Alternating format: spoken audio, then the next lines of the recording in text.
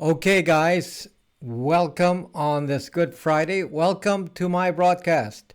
Hold on, let me just set up my secondary device here.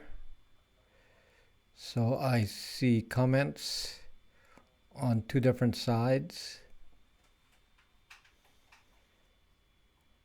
Hello, Fear Lutzi. Hello, AMG. Welcome, guys. So, anyway. I'll get right into it because a lot of people who watch my broadcasts always, on replay, are always complaining how I drag this on a replay, on a live stream. And because most people don't understand how live stream works. So live stream is from the point of view of an interaction. So I have to respond to people actually here, and it's live. So there's no format. We kind of go through whatever people are reacting to at the moment. And so there's no script. So some people say, well, you're just dragging it on. Well, it's just got to be the way it is because often I'm waiting for people to show up as I am right now. So I'm waiting for people to come into the broadcast because it's not immediate. Once you broadcast, notifications and all this, it takes a while for people to be in the channel. So, and the whole point to a live stream is to have people live to interact. So, anyway, the point of today's live stream is to talk about my last video, which is proton mail being safe. But today we're not going to be, or tonight we're not going to be talking about whether proton mail is safe or not, because that's in the video. What we're going to be talking about is what are the solutions to your email planning email in your life. Hello, A. and Tyremeyer. So we're going to be talking about how to plan email in your life. So this is the time to ask the questions.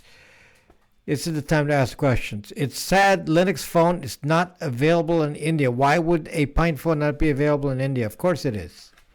You can have a Pine phone in India. You can have a Nexus 5 in India.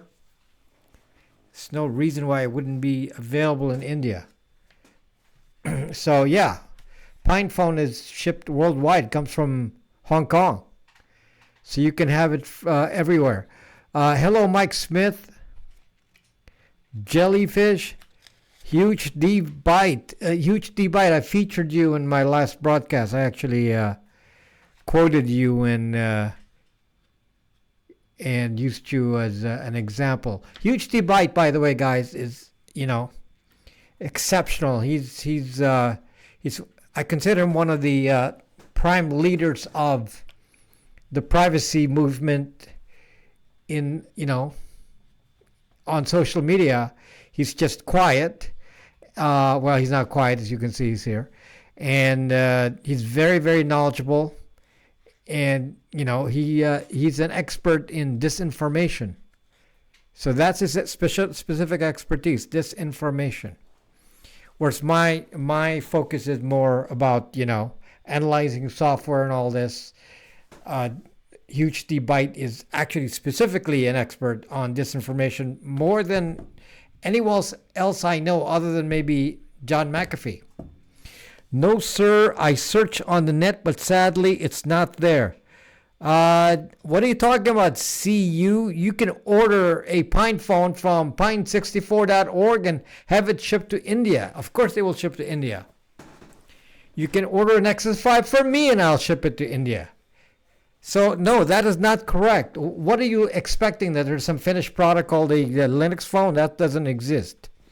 Yeah, so Huge D Byte is someone to pay attention to.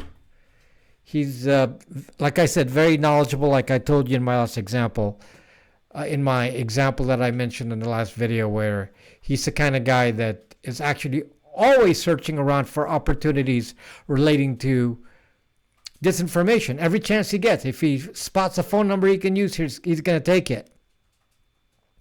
Okay? So Huge D Byte is, he will do things like go to phone booths and get the phone number and use it to set up a fake email. I am not that studious to do that. No, I'm lazier than he is. Huge Byte is does more legwork when it comes to disinformation than I'll ever do. But you have to measure your risk, which is what we're going to talk about today. We're going to talk about email, and then we're going to talk about the risks and what you're doing with it. A lot of you got shocked with the information I passed about email. A lot of you already know this also, and pretty much ignored me over the years. And it's not a new topic. I've been talking about this over and over, and suddenly when I talk about a specific privacy platform, then suddenly the video explodes, and now it becomes one of my most popular videos. And the video is Proton Mail safe? And the answer is no. In general, it's not any safer than anything else. So, if you like to use Proton Mail, you can. Is it safer? No. Does it make you a target? It could make you a target. So from a disinformation point of view, I don't like it. I don't like it because from a disinformation point of view, it's actually something that makes you stand out. Now, if you're going to use Proton Mail silently, without telling people about it, except for the person you're talking to, or if you're using Proton Mail in a intra-domain use only, which is Proton Mail to Proton Mail, as long as you keep it quiet, it's no worse or no better than anything else. But be aware that because it's a targeted platform, there's more chance of you getting profiled. Hello from Canada, Marcos Codas. Hello, Marcos Codas. Hello, Rudy. Welcome. I'm in it. Good evening. So making sure I don't miss anyone here. So Marcos is from Paraguay, Paraguayan Canadian. I'm back in Paraguay. Okay. So it's going all right, pretty quiet. Okay, guys. So what we're going to do tonight is talk more about solutions, because I can't just be giving you bad news and then you don't know what to do with it and you just panic and you make bad choices. What I don't want you to do, guys, is watch the video. I mean, for people who don't watch my video on Proton Mail, think that you're absolutely safer just because you use Proton Mail. I don't want you to think that because the hated one says you should use Proton Mail that you're going to be automatically be safer. Okay? My advice is not necessarily the same as everyone else's. Okay? Now, the main issue here is that you have to understand the main premise, and the main premise is that all email is inherently unsafe. That's the premise. I don't want you to think that, now that I'm using Proton Mail, I'm going to be able to do anything on email. I'm going to send my tax return to my accountant using Proton Mail. It's going to be a lot safer. Folks, remember the main premise. Email is unsafe, period. Now, if you understand that and then you start to plan your life, you say, if it's unsafe, what does that mean for me? What do you do to change how you use email? And one of the things you would do is say, well, if somebody is reading my email, how would I communicate differently? That's really all it is. You have to be aware that if someone's reading your email, would you communicate differently than if no one was reading your email? If you understand this, I don't need to explain anymore. It's common sense. It's common sense. So, do you start sending out tax returns with your social security number on it? Do you talk to your doctor about your medical problems in email? Do you argue with someone in a business environment and put all the arguments in email? I mean, at some point you might think about using snail mail or some other form of communication, but you ought to think about it. Now, here's another one that's not so obvious. Do you put a encrypted encrypted zip file with a PDF in it, or an encrypted PDF, and send it in email? It's not a safe thing. Let's ask Huge Byte. Would you send a PDF file with a lot of secret stuff on it, encrypt it, or put it in a zip file with encryption and send it through? Could you send that in email? How about your accountant? Accountant says, here's your tax return. Your password is your social security number. Good thing April 15th got postponed here in the U.S. But let me just think about that. Is it safe to put a tax return with encryption, and the accountant says, "Oh yeah, I encrypted that. Just put in your social security number." Obviously, someone reading the email is not going to know your social security number. So is that safe? Is that safe?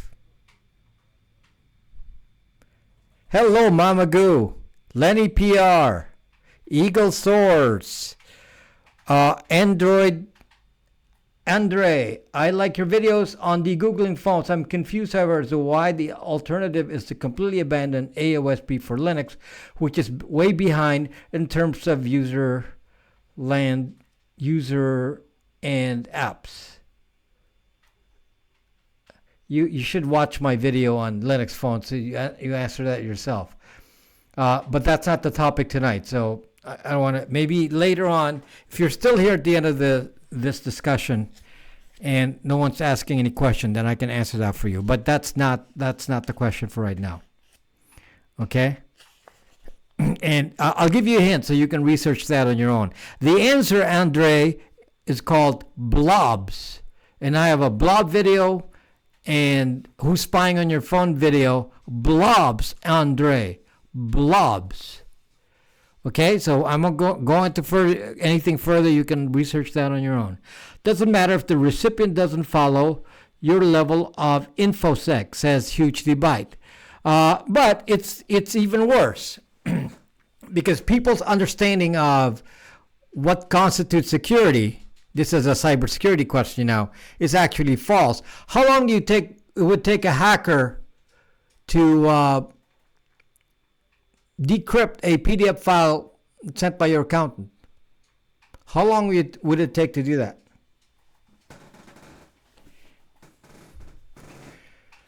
Not sure it would even take a minute. It would take 10 seconds, 5 seconds, 2 seconds. It would take no time at all to break the password on a PDF file from your accountant. So forget about the security you just put on a zip file. Offline trying to break a password that's numeric is a piece of cake, and it's garbage when they know it's a social security number, and especially if it's numeric. Okay, there's no chance. No chance. You know, accountants putting in a numeric password. How about this? How long would it take for because my accountant did this to me for a long time. He said, okay, here's your tax return, and your password is the last 4 digits of your social security number. And it's like, zuck. That's only 9,999 choices. Actually less, because you're starting at 0001, which is, unlikely to be a social security number. So yeah, if you start at 11111, you have no chance. A millisecond less. So understand that email is unsafe. Attachments are unsafe. If you know this, then you will take different precautions as far as sending those kinds of pieces of information over the internet. If you know somebody's reading your email, you might behave differently and say, maybe I shouldn't put my real name on that document because I don't necessarily want somebody to read that. Maybe if I go to social media and sign up with the account Huge D Byte, but my actual name is John Smith, and I put it on my email that I used to verify that ducking account, maybe I screwed up. Maybe I screwed up. Maybe if I went to Google and said, okay, here's my YouTube account, it's going to be what's my name at gmail.com, and then I used a phone number of my real phone with my real name on it, with a long-term subscription, and a phone number that I use for my normal business, which is that I'm a physician. Maybe you messed up. These are the kind of things that I'm telling you that if you don't think it through, will mess you up. And that's why we got to come up with an approach, guys, where you start thinking about the risks and threats and how to deal with that. Let me just start reading your questions in there. Tell us about China's... no, that is not the question today. Is there any form of masking your fingerprint? That's partially related, so we'll talk about that. How to stop Apple and... Can you hello, Kevin Lopez. Can you leave your questions to be, topic centric until the end? If I have free time at the end and it's not topic centric, I'll be answering it. But at the moment, just stick to the question here, which is related to email and how to be safe with email. Any other questions that are relevant right now until later? Misdirection, trust in your recipient, encrypt, insert stenography, encrypt, and repeat. The problem is encryption in email is not useful because you'd have to have simple encryption is not going to work. You have to have like encryption in, large numbers of digits in the password, like a PGP key kind of thing. But if you're doing offline, if you're hoping to be protected against offline hacking can be done very, very fast. How about a strong password and encrypted PDF and an email? How strong, Eagle Swords? Watch my password video and it will actually tell you how many digits is safe for a PDF on an email. So it's not 8 digits, I can tell you that. It's not numeric. So anyway, first things first. We're going to start with the hello Levendi Zuck. You already made a whole video on email. There's nothing more to Zucking discuss. Email protocols are shit. We all know. Let's move on. That's incorrect, Levendi, because the question is actually about solutions today. Question today is about solutions to email, not about is email dangerous. We already know that. The question is how to deal with that. People get mad at me and say, well, you're not giving us a solution. So you're incorrect, Levendi. People are saying, I don't talk solutions, I just discuss problems here, and I'm so negative and I never give a positive answer for you. So here's the thing. We have to start from the assumption, guys, that you're already zucked. Is there maybe Huge D Byte is the only exception here, but in general, I would say that most of us have used email with our real name, with real identities, with work, and so on, at some point in our lives.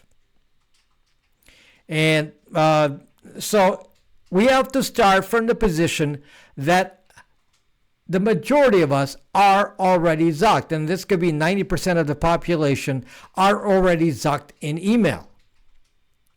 So what we want to do is not make that worse. So first, understand that your email is already zucked. So if you have a real name email from your job, whatever, all of that's already being read.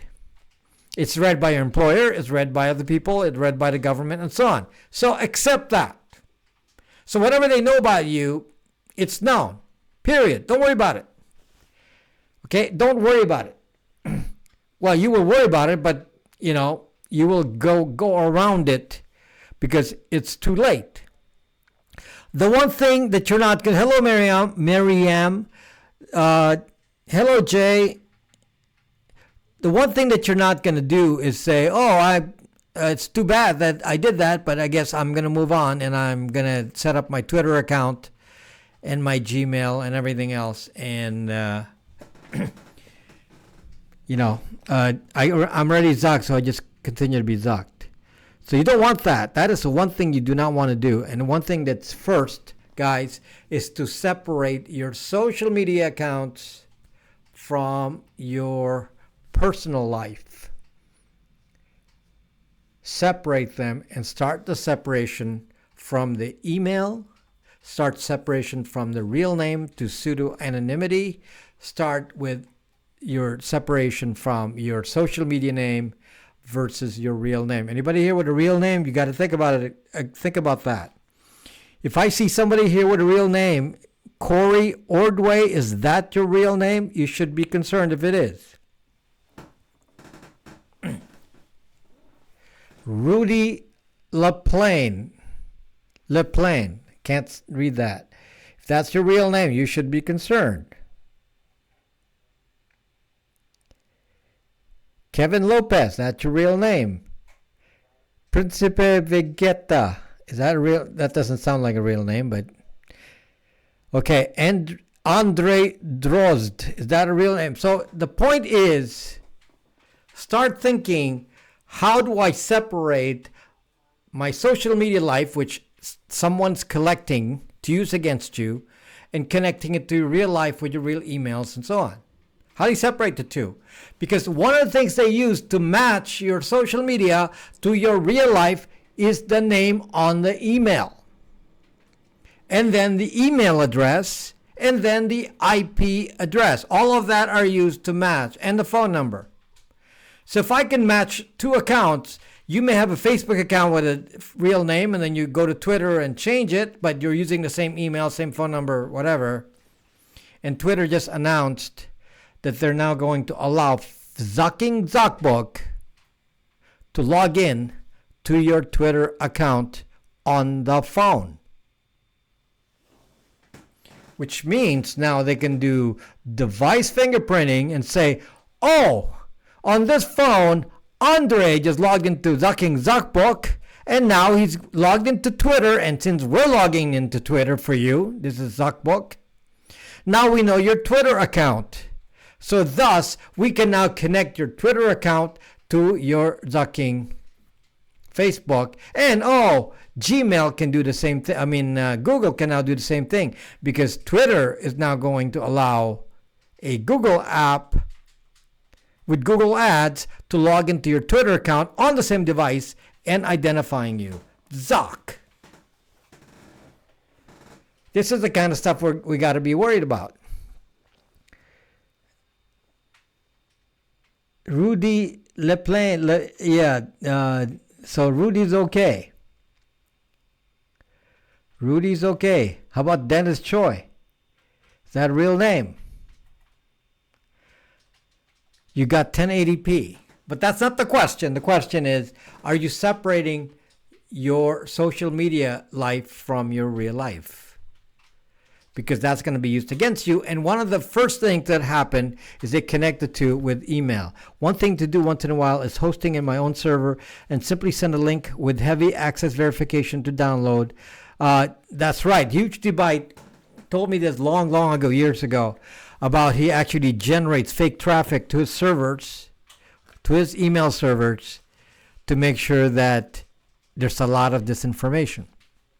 I told you, Huge Debite is like an expert on disinformation. I mean, he goes through procedures that I would never think about. I mean, he spends so much time generating this information to make sure that no one can really guess what he's up to just from an email address, for example.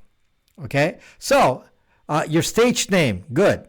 I like stage name. By the way, somebody was asking me this today, and I'll tell you this is a great tip. If you had a choice for pseudo-anonymity, let's say you had a choice to make two emails, and one is to have a generic email like,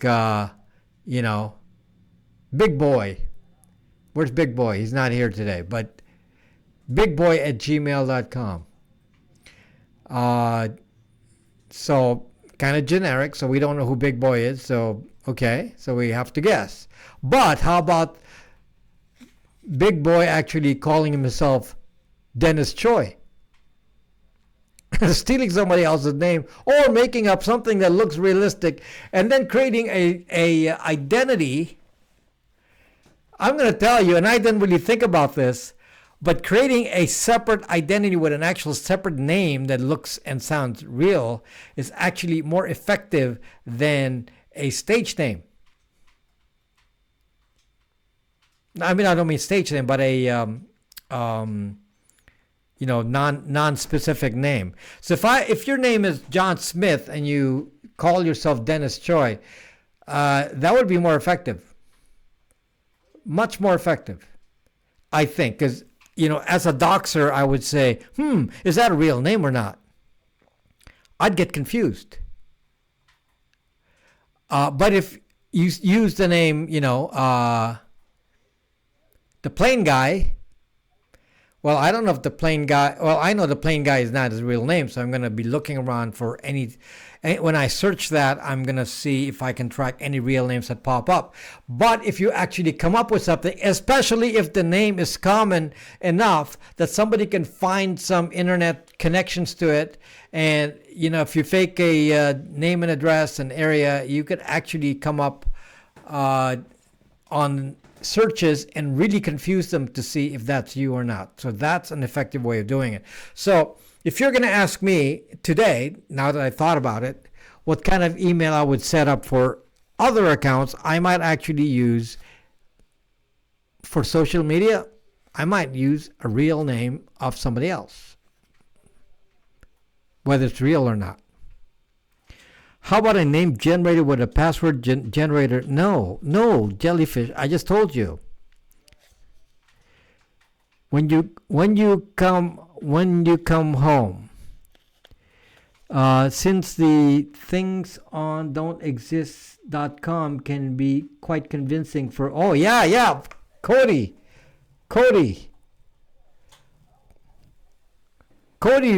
it's right. There's a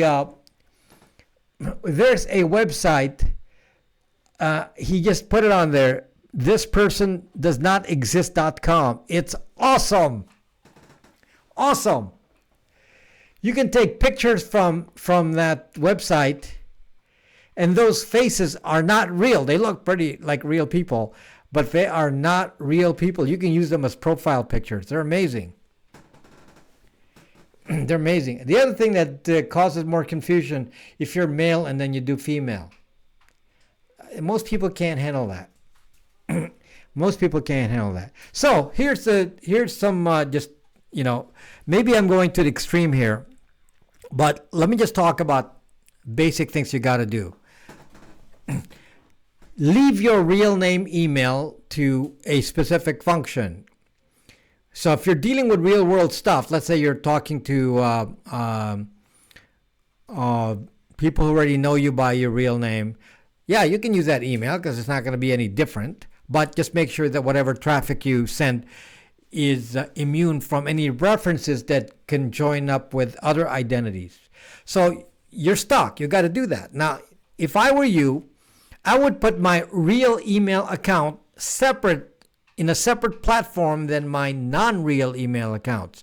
So for example, if you're doing Gmail for your real name account, it might be better to do your fake accounts on Outlook.com or Yahoo.com or someplace else. And the reason for this has to do with browser fingerprinting.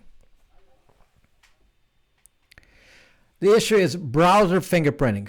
So if you use two accounts and you log in on the same computer, Gmail may discover that the two accounts are connected. One of the ways they do it is from a device fingerprint. So let's say you use a phone.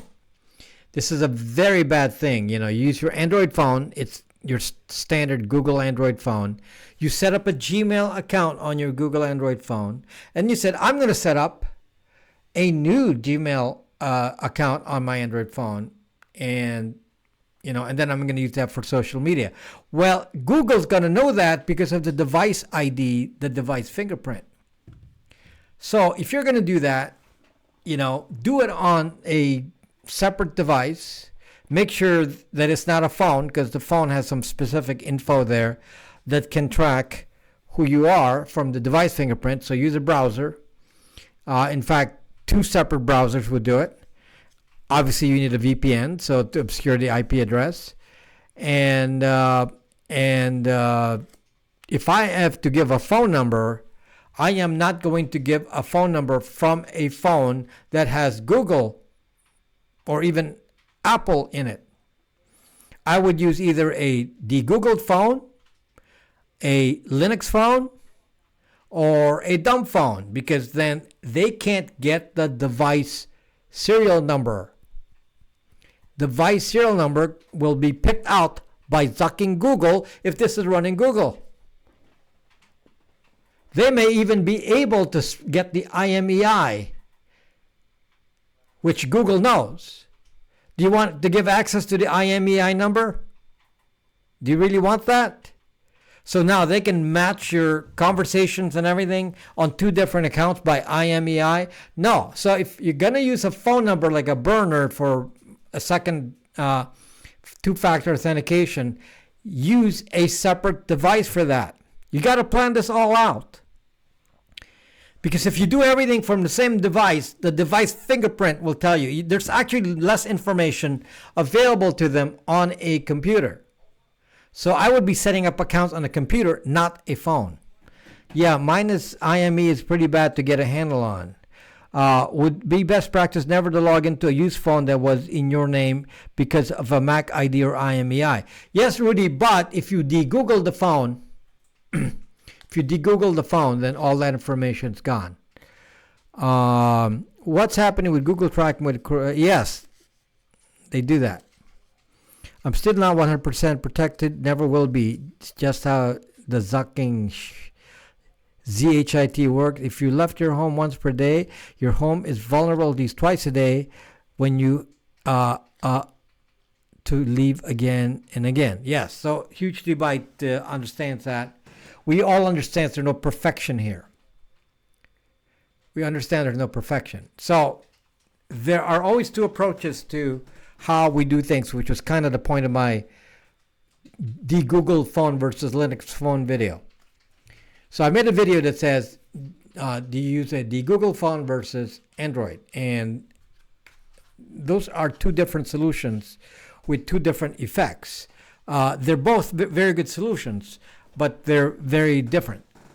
Okay, both of those solutions, a de-Google phone and a Linux phone, will solve the problem of getting the device fingerprint, IMEI, device serial number. Those 2 solutions will work. Okay, because one of the things that I install on the phone, if I sell you one of these de-Googled Androids, one of the things that I do to it, one of the things I do to this, guys, is it spoofs the device identity. So you can even tell it it's a different phone. So you can spoof the device identity by saying, oh, this is a Moto G7 Play. I'm going to call this an iPhone. So you can actually, well, that's not going to work with Android, so that doesn't make any sense. So some other Android. So you can actually send data that says, this is not the phone that it is. So that will give them this information. So that's what's different about that, because they can't match 2 devices, because they're going to say, didn't he have a Moto G7 Play? How come the serial number doesn't match? And so on. So can you de-Google an iMac? Yes, you take a gun and you blow it up. Chris Titus, how are you doing? Have you ever tried to de-Google a Pixel 3?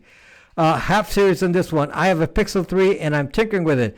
Chris Titus, how are you doing, Chris? Good to see you live. Good to see you live. Chris Titus, Chris, you use eFoundation. Graphene OS. Graphene OS is Pixel. So download Graphene OS if you want to do that. So I think they have that. So I've concentrated on Motorola G7 plays and G7s. Graphene OS has concentrated on Pixels, and eFoundation is focusing on Samsung Galaxies. So yeah, different. Well, thank you, Chris. It's funny. When I watch your videos, Chris, it's like, we're always on the same page. It's like you did a crypto video, and I said, "Suck," and I just happened to do a crypto video about the same time too. That was funny. And then you do a PinePhone video, and of course I do a PinePhone video, so there's some connection there. Of course, I have Linux videos too. And then I hear you talk about privacy. So, yeah, so I've been watching you for a long time, Chris. Good to see you here. Chris, of course, Chris Titus Tech is a big channel here on YouTube with his Linux channel. Should I buy a VPN thing for privacy? Well, yes, there's my VPN router is excellent for privacy because it's not about protecting just you. You have to protect the people around you, because from metadata they'll actually reveal their connection to you, and then they'll say, that MAC address was seen by Facebook, and he's logging in with this different email address, and it's connected to this email address coming out of the same MAC address area, and there you're zucked. Okay, so yeah, so the purpose of a VPN is disinformation, because we're pooling a large enough group of people with completely different households, completely different real IP addresses, completely different backgrounds, and that comes out of the other end of the VPN as disinformation because they don't know who's what. Similar to if you have a de-Googled phone, what happens with a de-Googled phone is that you're actually sharing the same ID as thousands of people with the same ID on the phone as far as Google thinks. Okay, so you're using the same ID on the phone. So to Google, it's like, who's this? I mean, it's one out of many thousands. So that's why that's different. Interesting thing that Samsung has an option to scramble a MAC address whenever you connect to a Wi-Fi connection. You can do that easily in Linux, but that doesn't really help you because Facebook will track the MAC addresses of other people around you and the MAC address of the router, and that you cannot change so easily. How are you getting around two-part authentication when creating accounts?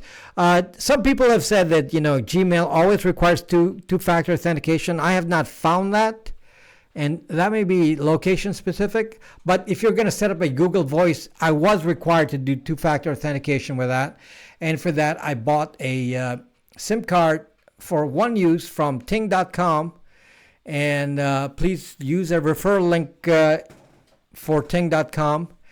I spent $10, one-time use, that's it, and then I use that phone number, and now my phone is now Google voiced, and that phone that IMEI IMZ is gone now. I threw it away and disconnected the account, and now my phone is receiving notifications from Google Voice on the phone, and now it's Google Voice phone, and it's no longer connected to a real phone number. Okay, but the problem with that is that can only be run on a Googled device or an iPhone, so it's not a solution for everything. Speaking of Wi-Fi connections, if you set up two networks for VLANs, one hidden for yourself and one public for everyone else, would that make the metadata irrelevant? No, because you have to understand how Wi-Fi triangulation works. No, both of those MAC addresses of both routers will be sent to Google and Apple, including your neighbors, because it doesn't really relate to you. It's just saying who are the routers around you, get their GPS positions, and that's going to use to triangulate you. A de-Googled phone doesn't do that. It's called Wi-Fi scanning. It doesn't exist on a de-Googled phone. It doesn't do that. That's how Google can track locations using social distancing, finding out who's doing social distancing, because they can find out by Wi-Fi scanning. Wi-Fi scanning is built into Google Apps, and it is not built into the Android AOSP. It's not on there. I checked. It's not on there. Does using a browser and a new computer user accounts create a new fingerprint? A different browser already creates a different fingerprint, so you don't need a new computer. Okay? Hey you. How you doing, hey you? What's the difference between using Brax Wi-Fi, using pfSense with OpenVPN for the whole network? Use that if you want. Yeah, it doesn't matter. It's probably the same. How are you getting around to? What did I miss here? Sorry, HTML canvas fingerprinting. How to watch my video on that. We'll work with a Moto E3. I don't do other versions of Motorola's. I only do G7 Play and G7. It took weeks to learn each phone, so I don't want to play with different phones. So I know how to do a Nexus 5. So if you want a de-Googled Nexus 5, I can probably do that. It's an old phone, and I still have Nexus 5s. So if you don't want Ubuntu Touch, and you said, well, can I do Android on that? Yes, the answer is yes. But I only want to do phones I know, because it's really difficult to learn new phones. If you brick it, you got to go figure it out, and that kind of research could take a long time. So I have bricked the G7 and G7 Play, completely black screen. So if you can do that, you can recover from a brick, then at least you have a safety level. If I don't know how to unbrick a phone, I don't even know. For example, I don't know how to unbrick a OnePlus One. So I've already semi-bricked the OnePlus One, and I don't know how to unbrick it, so I want to sell a OnePlus One. I'd rather do a Nexus 5 because it's more reliable for me. But it would mean to not let them use it. It's better to use names of existing people or people that do not exist for disinformation accounts. Well, I don't know the answer to that, Jellyfish. That may be overkill. It doesn't matter. You can easily create an identity. Many people have the same names anyway. Well, why do they need to use your Wi-Fi? You don't have a family, gangster, huh? You're one of those people that live alone. If anyone uses your network, including your friends that come visit, then you ought to worry about sharing their email address, because if they have a Zuckbook account, you will get the Wi-Fi's in your IP address and match you, even though you have a VPN. I bricked my smart TV. Is it possible to Google a Note 10? I have no idea. Would like to purchase the Brax VPN and use my pfSense route? You can do that, Goose Tech. You can do that. Why aren't you using a Linux phone? I am using a Linux phone. I have a Linux phone and a de-Googled phone. But a de-Googled phone, this is the point I was trying to make, and I kind of forgot when Chris Titus Tech showed up. So this is what I'm trying to say earlier, that there are two ways to attack the problem. As Huge T Byte said, we are never actually 100%. There's no 100% privacy solution. We kind of have a scale. So, it's a continuous curve of security. Do you want to be in the low end where there's less risk or high risk? Do you, who's the threat? Are you protecting yourself from Google or from other social media or from a doxer, from a government? For example, at the highest level that's very, very hard to defend against is against a government. If you're going to be defending against a government, then you really cannot be on the internet in any kind of normal way, and you cannot have a phone. So you cannot be on YouTube. So if you're running from the government, you're not going to be here. Because I'm going to tell you right now that if you're here with a phone running YouTube and you're Snowden, then you're zucked. You have security and convenience. The more convenience you have, generally the less security you have. Is there a desktop authenticator I can use versus cell phone due to Wi-Fi scanning for Google account? Yeah, the Google phone. The Google phone, Rudy. All you need is a de-Google phone, because there's no identity to a de-Google phone. Okay, so let me start again with to summarize my Linux versus de-Googled phone video. I am not talking about an iOS phone. You cannot protect against an iOS phone. You cannot protect against a standard Android phone. You cannot remove Google from that. So let us not talk about that. That doesn't apply, okay? The only choices I'm giving you is a Linux phone and a de-Googled phone. And I mean de-Googled in a very serious way. Now, what is a de-Googled phone? How is that different from a Linux phone? The difference, guys, is a Linux phone does not reveal a lot of things about you. There is no device fingerprint on Linux. Somebody asked me that earlier. Why would I use Android? Why would I use Linux versus Android? Because Linux fun, Android is fun. You can run all your Android apps on it, all these apps. I can use Uber. I can use, Waze, I can do that, and you can't do that on a Linux phone. What's the difference? The difference, guys, is a Linux phone does not even identify the device. So no one can do device matching. No one can get the IMEI. Linux isn't going to zucking reveal your IMEI to Google on a web app. It's not going to do that. Okay, now the modem on it will reveal it to your carrier, but it can't cross over and pass over to apps and platforms. So your platform cannot get, if you're on Facebook on a Linux phone, it's not going to get your IMEI number, your serial number on the device, or IMSI. It's not going to get that. So there is a security level that is much different between a Linux phone and a de-Googled phone. Okay. Having said that, what about a de-Googled phone? A de-Googled phone spoofs that identity. It spoofs your device ID. It spoofs IMEI and all. Well, it doesn't even give that. But it spoofs it. So it will actually give Google something, but it's false. The two different approaches, guys. One is limit the information, don't send information. And the other approach is send false information. They're both valid. They are both valid solutions. They both work. You can use either one or both.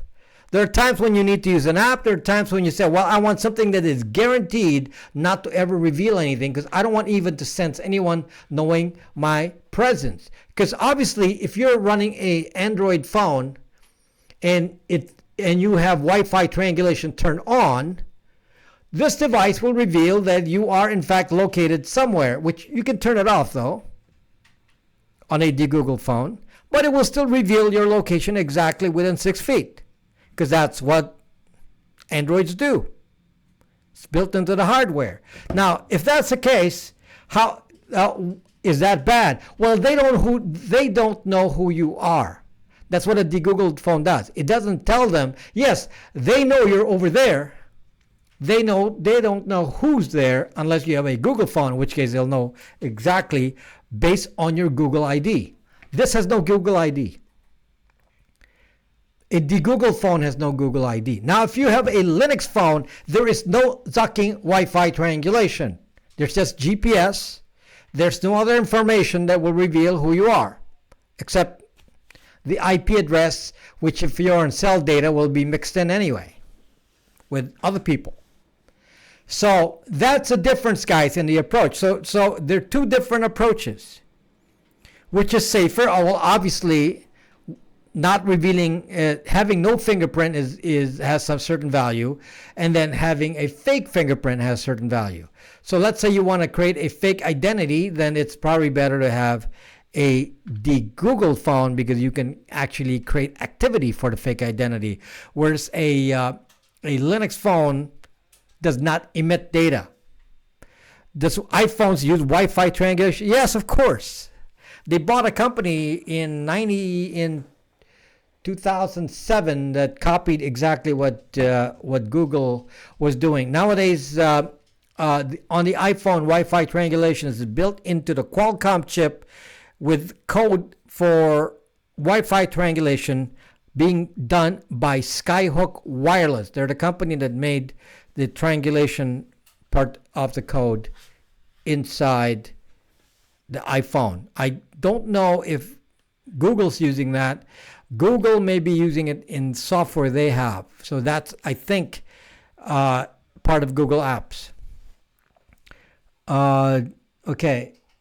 Does you should sell the Google phone? I do, Dennis Choi. I sell Moto. If you want me to do the work for you, I sell these. It's on my store. I sell Moto G7 Plays and Moto G7s. I sell them in mint condition. They're almost new, and they're priced from $249 for the Google Play and $299 for the G7.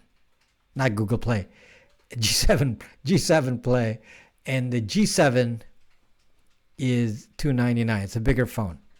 So yes, I do sell those. Where's the best place for the beginner de-Googler? I have 4 old phones. I can't help you, and it takes a while to learn a new phone. So I only, if you gave me a new phone, I'd have to start from scratch to learn it. Yeah. If you gave me a new phone, I'd say, do I know anything about this? Then I got to go dig it out. I don't know if it's supported. So, it's very hard to find support. For example, there is no support for Google Play, which I do. You can't, there's no support from Lineage OS. You got to go find it and tweak it and modify it. So it's a bit of a pain. If Bill Gates and Dr. Fauci get their way, we're all going to be tracked without phones. You may have a COVID-19 ID as well to show your immunity. You'll have an immunity card. You'll have an immunity card. So, they'll say, well, we need to put an RFID in that immunity card so we know if people are really doing social distancing. This world is getting crazy, guys. Okay, so the idea now is your choices on how to manage your email and how it relates to social media and phones is part of your strategy on how to protect yourself either by withholding data about your life or doing disinformation. So some of you,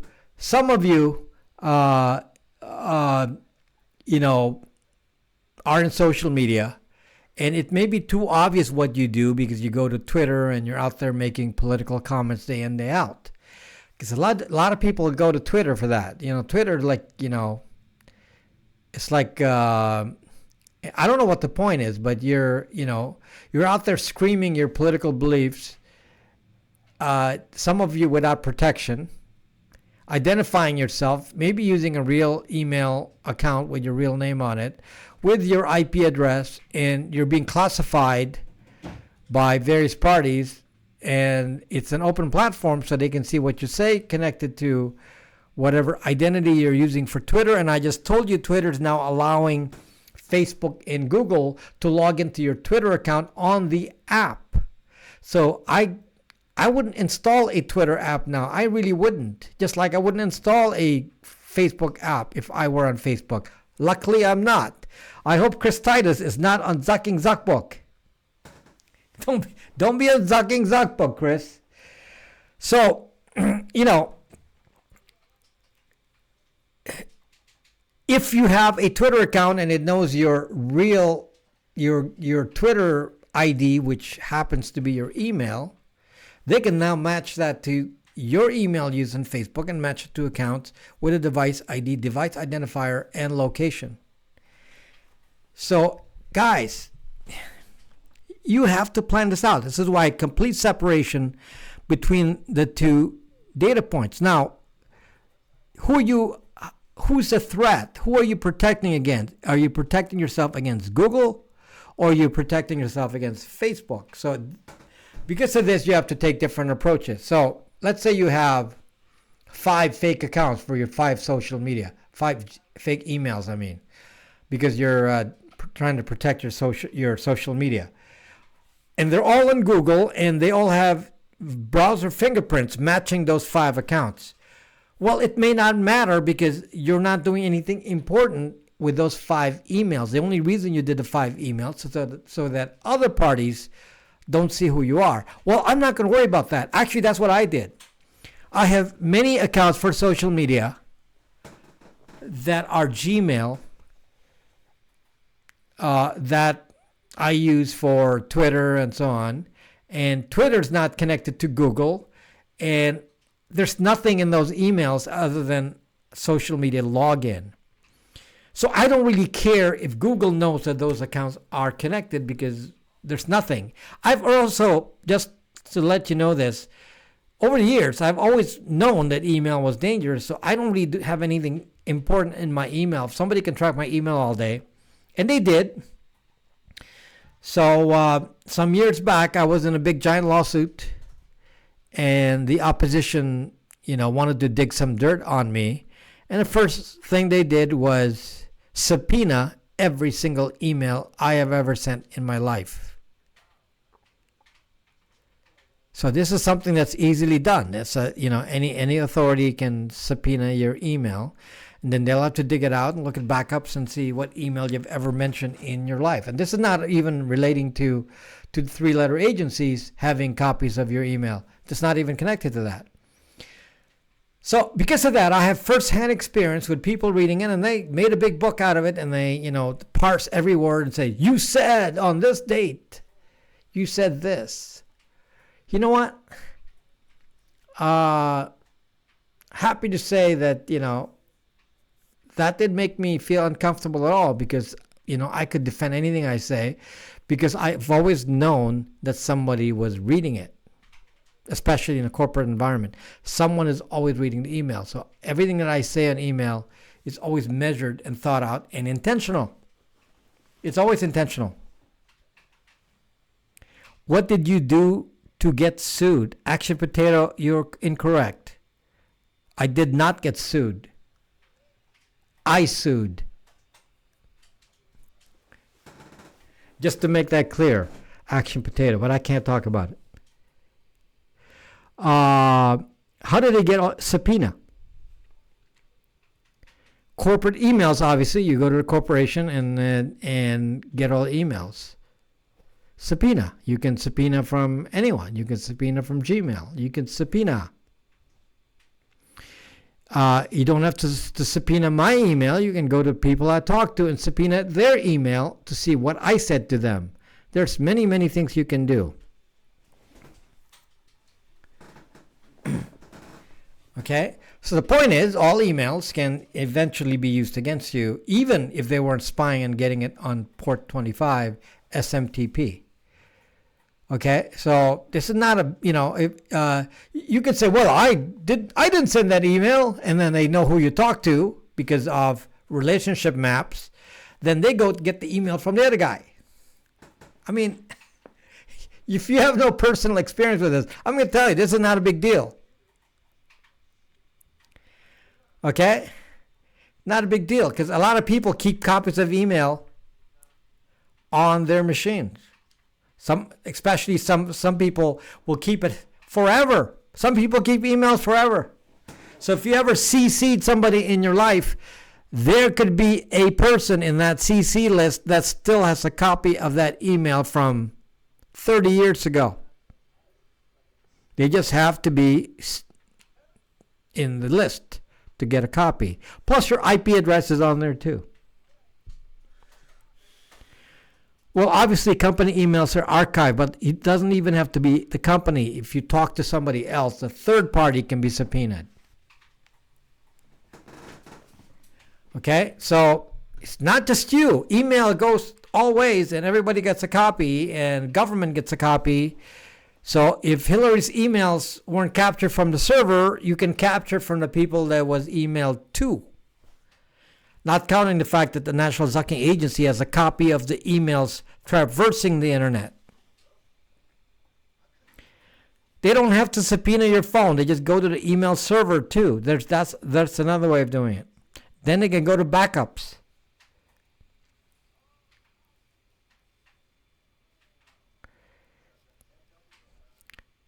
Don't give them Facebook solutions. There's no safe way to use Facebook. If you're on Facebook and a friend of yours is near you, your MAC address will show up on the same network, and they'll report that to Facebook. So even if you're not actively using Facebook on your device, if you have a Facebook account, you're going to get matched. So you don't want to do that. You must use a VPN with email, because if some of you don't know this, every email that is sent out has your IP address right on the zucking header. Every single email. What about blockchain emails? Hopefully you're using a different account for that. Do you know that your emails show your IP address? Now, let me talk about this specifically, because some of you say, well, I'm very careful. I use a Tor browser. I use a Tor browser. So because I use a Tor browser, I must be safe, because, I don't go to the internet without a Tor browser. Your email is on SMTP POP3 IMAP are not part of the Tor browser. You need a VPN router to protect your email.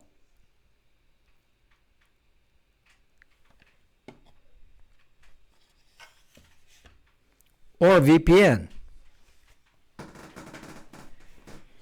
You cannot rely on the protection of email from a browser, because it's not browsing traffic.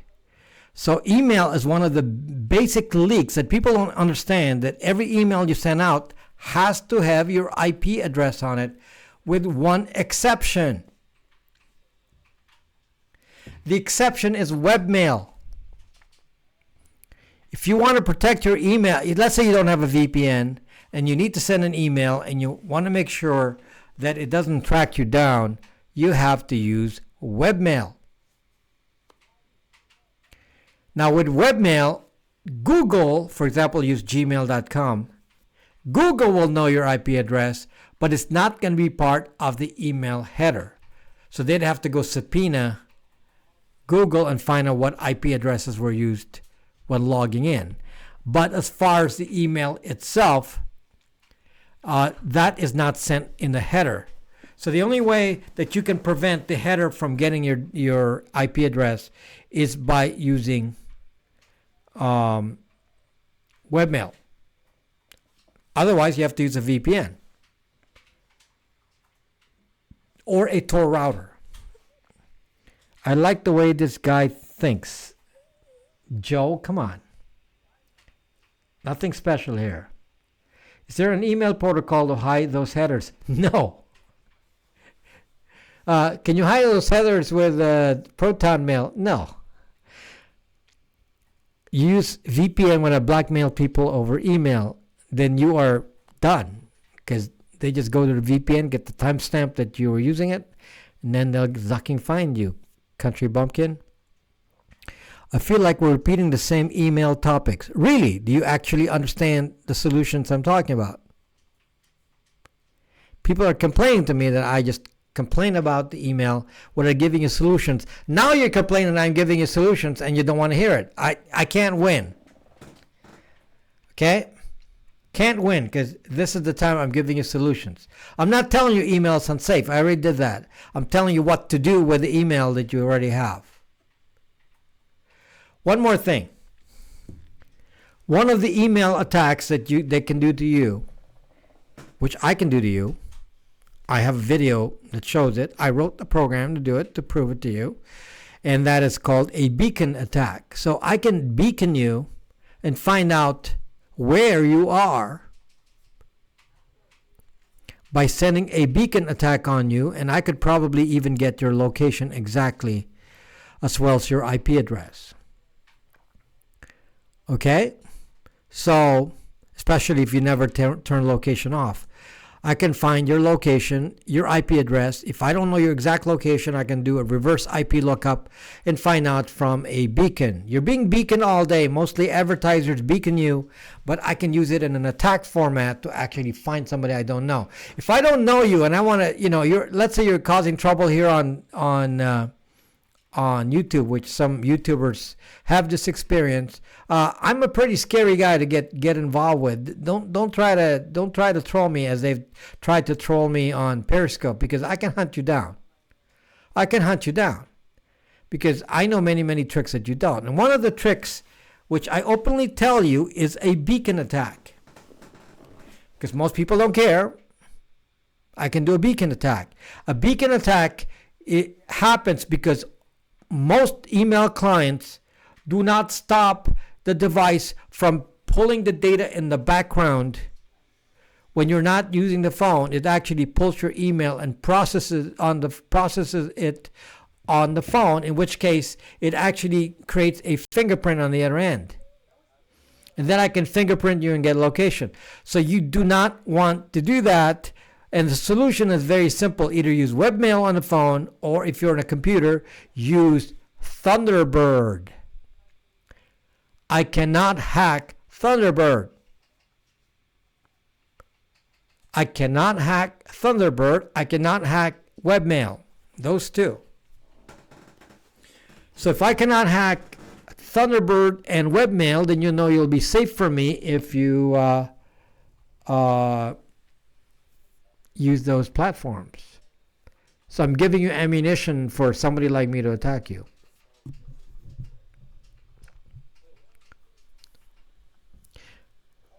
It doesn't, Jellyfish, Thunderbird doesn't pull your email in the background.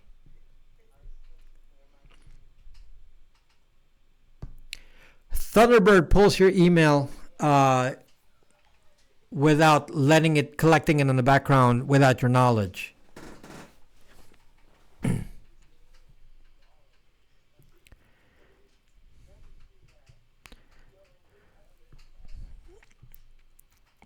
Telegram and Signal, back to that, huh? Signal would have been great if they didn't ask for a phone number. It's actually pretty neat, but I worry about who I use Signal with because of that phone number. So is it safe to use Signal with your family? Yes, because you already know each other's phone numbers, so that's not an issue. Is it safe to use Signal with people you don't know? No. Because of the metadata with the phone number. Why will you need to attack someone? Because I get trolls, action potato. I get attacked. If someone attacks me, then I'm able to defend myself. I don't initiate an attack. I'm a hacker, so if somebody tries to hack me, then I'm kind of a dangerous party to be doing that to. You would nat out. Which would nat out?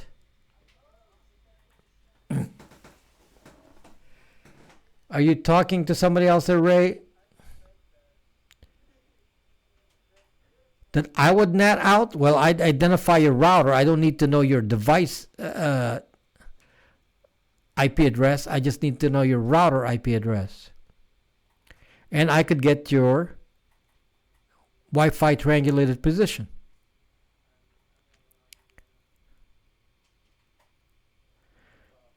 So it's 1194 as my port. 1194 is a VPN port. What are you talking about?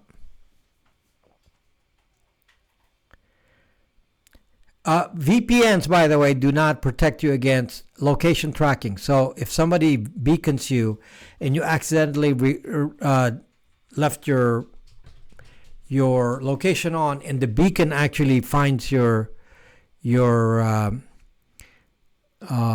location, then you're zucked. I used Country Bumpkin. Don't use Brax VPN with BitTorrent. Do not use Bytes VPN with BitTorrent, or you will be zucked, and I will be zucked with you. Okay? I don't want to think about Zoom.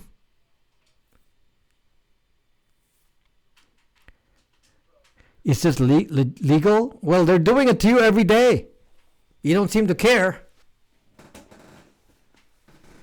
You know, the weather app on your phone is tracking you, tracking your location, And then all these people selling you stuff is beaconing you every zucking day, and you're saying, I don't care about that. I don't mind. And in fact, Apple, iOS, and Android allow the beaconing to occur in support of the advertisers. So that's why they don't even try to stop it.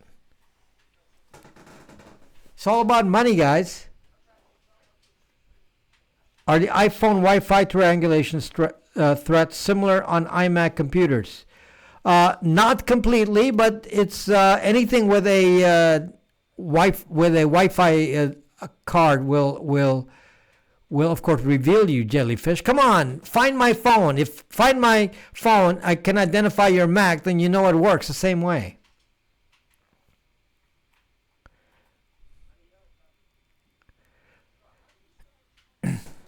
Some of you are asking me, like, is this app safe and that app safe? And it's like, what about the app that tells you that it has privacy on it? I would use VPNs with something like Zoom, obviously.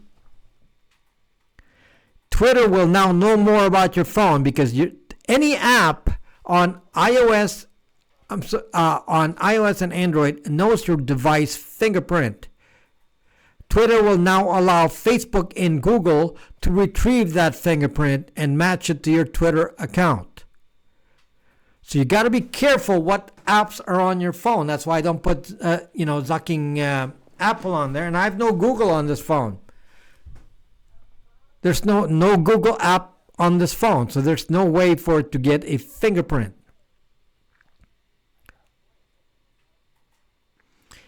This is a de-Googled phone. What's unique about a de-Googled phone is that there is no identity to it. There's no Google ID. And there's no device ID because that's spoofed. Dashlane VPN? No. Bytes VPN. Don't put any advertising on any other VPN on my channel here. They do it enough by putting ads over what I talk about.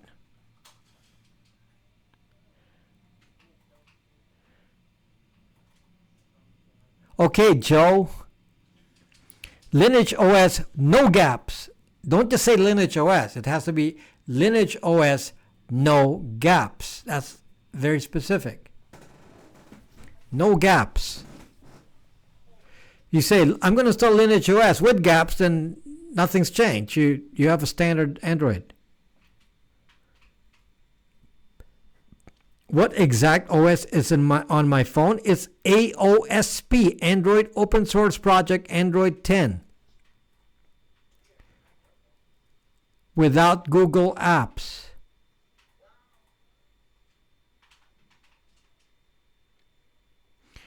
I don't see, you'd think that's your fear. So you're going to put Google on your phone. Say, I don't see ads. I put a, ad blocker. Wrong. Google telemetry is sending information with your Google ID back and forth every time there's a notification, every time you zucking turn on your app, everything that's happening on your phone. It's even doing Wi-Fi scanning every zucking second. That's why the battery runs down so fast on an Android, because of zucking Wi-Fi scanning.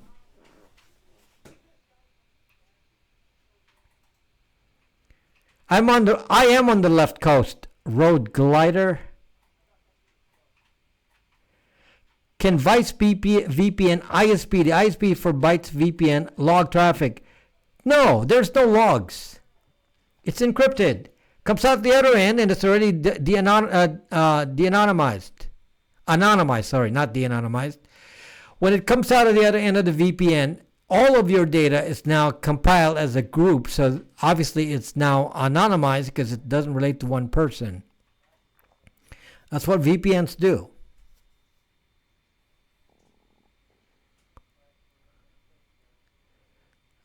What did Leroy say? Were you respond? What exact OS? Okay, I thought maybe I missed a question. You have internet PTSD. How do you get updates from one of your G7 Play phones? Are they OTA? The G7s are not OTA, but they're very easily updated. The G7s are OTA. I don't have OTA running on Play yet. So if you want OTA, use a G7. That has OTA. But it's very easy to update If you're, if you're half techie, one command and you can update a play. Just needs a computer connection and one command, which I can send you the files anytime there's an update. It's very easy. If you have Linux, it's even easier. So very, very easy to update a play. It's one line command. If you have G7, if you have the G7, that's OTA is built in. You don't have to do anything. And they're all encrypted phones. So the phones are encrypted. Is it safe to get read-only email on a BlackBerry 9900? I'm sure it is, Jellyfish. I wonder if you can actually make a second internet. There is already one. It's called IP2. I2P, sorry.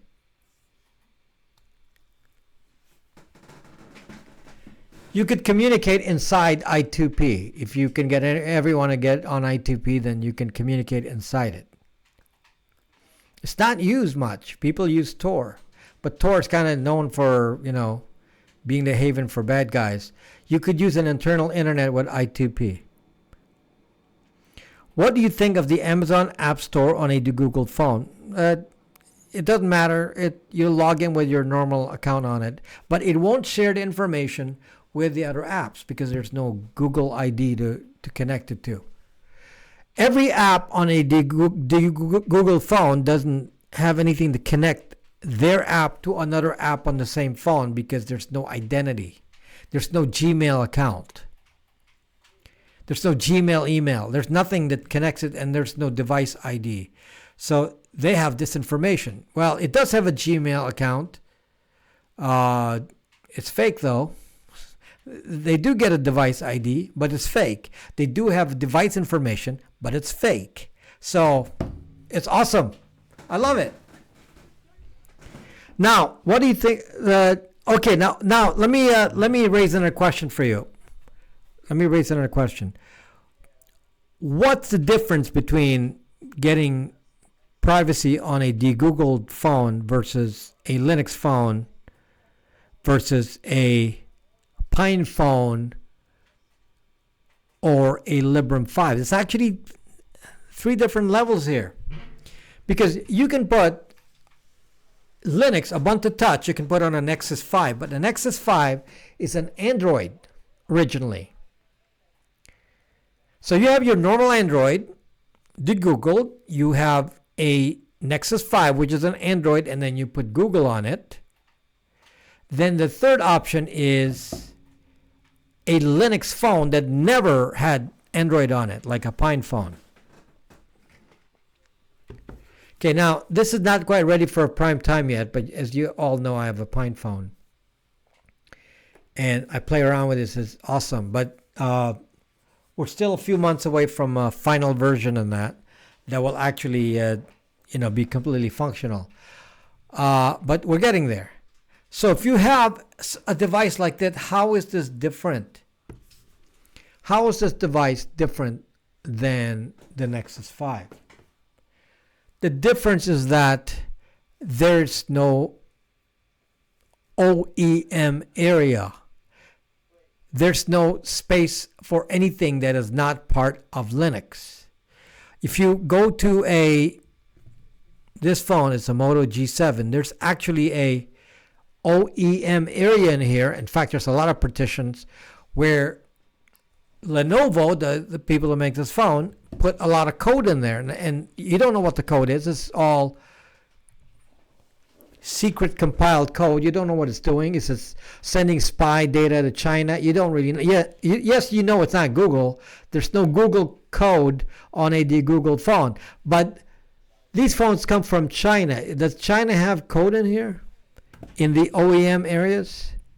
The many areas for OEM? The bootloader, all that? Is there a possibility of having code put in by some other manufacturer or maybe required by a government to put in there, like in the case of China? And the answer is you don't know that. You don't know anything. So what is nice about a Pine phone, and this, by the way, is made in China also, but this one does not have This one does not have any private areas. Everything is open source, aside from the main modem from Qualcomm. So it's a different level of safety. So somebody asked me that, and that's you have to quantify the risks, and you have to know, is that important to you? Well, yes, this phone is safe from Google, but I don't know if it's safe from the government or the government of China or government of the U.S. I don't know that. I'm not caring about it because, as far as I know, the phone is unidentified. But if I don't want any information on the phone, then maybe you start to think about these phones, which are higher level security. So just to point out the difference. Okay, let's see. How am I supposed to hook up with ladies without sending data to Chinaberg? Android does not run on Linux. Android does run on Linux. What is the relevance of that question, Ray? That's not relevant to what I'm saying. Okay, so which VPNs are your preferred ones? Dr. Dre, the only VPN that will be mentioned in this broadcast is right there on the screen.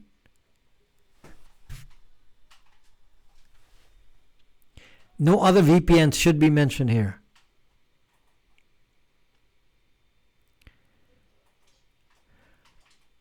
Any suggestions for false translation app de-Googled phones? What does that mean? When you get a de-Google phone, you can actually install normal Google apps, except the ones that require payment. You can't pay them since there's nothing to accept the payment. But you can run, normal apps. I even installed Periscope on here. And everything runs normally. You can install Uber, Lyft, all of those run. Nothing Google though. I cannot install YouTube on here, so I have to install NewPipe. The only thing I cannot install on here is Google. But everything else is not Google, including Waze. Waze is a Google company. I'm able to install Waze. I have everything on here. I got Spotify, PayPal, Periscope,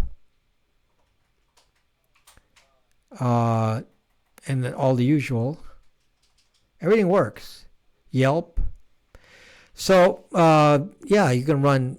Even WhatsApp will zucking work, even though I don't want you to do that. But obviously, Facebook will work too. But you don't want to install that. So, the point is, yes, those apps install, but they don't have any information about who owns the phone, because the phone will send out a fake ID, because I put a layer on there to make sure that whatever it says to the app is fake. It has a fake identity, fake device fingerprint, fake notification ID. It's all fake. Even fake device ID. It's all fake. So for that reason, it's a great disinformation phone. Do you have a video on I2P? No, I do not have a video on I2P. I2P didn't really take off. It's the most popular network is still Tor. But, you can run a private network on I2P if you have a specific thing you're working on. And it's a bit more quiet than Tor, because you're not advertising yourself as a bad guy like on Tor. What about the triangulation on GPS? On a de-Google phone, there are two. Lenny, I have so many videos on this, but there are always two parts to location tracking. One part is called Wi-Fi scanning, and that's the one that Google uses to track everyone at all times, 24/7. It doesn't stop. Every second it identifies your location, and it can send that information to Google. That's called Wi-Fi scanning. The second one requires permission. It's called Wi-Fi triangulation. And it uses the data from Wi-Fi scanning to allow a third party to do Wi-Fi triangulation. So if you allow location tracking to third parties, yes, they will get your location. If you do not allow location tracking for all apps, then the third parties are not going to get your location. But Google always gets your location because of Wi-Fi scanning. Wi-Fi scanning does not exist on a de-Googled phone. A de-Googled phone does not have Wi-Fi scanning. So when you turn location off, then it's off. Okay? Only a de-Googled phone has that capability. If the phone has Google on it, it has your ID on it.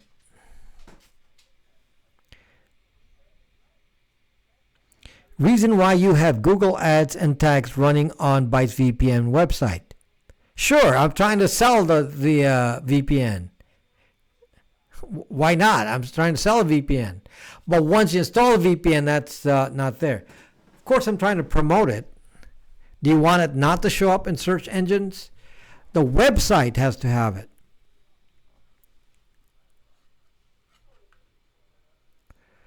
I just reached what did I miss on Proton. I'm not talking about whether Proton Mail is safe or not. It's already been discussed in the video. I'm talking about solutions. This is not a video on,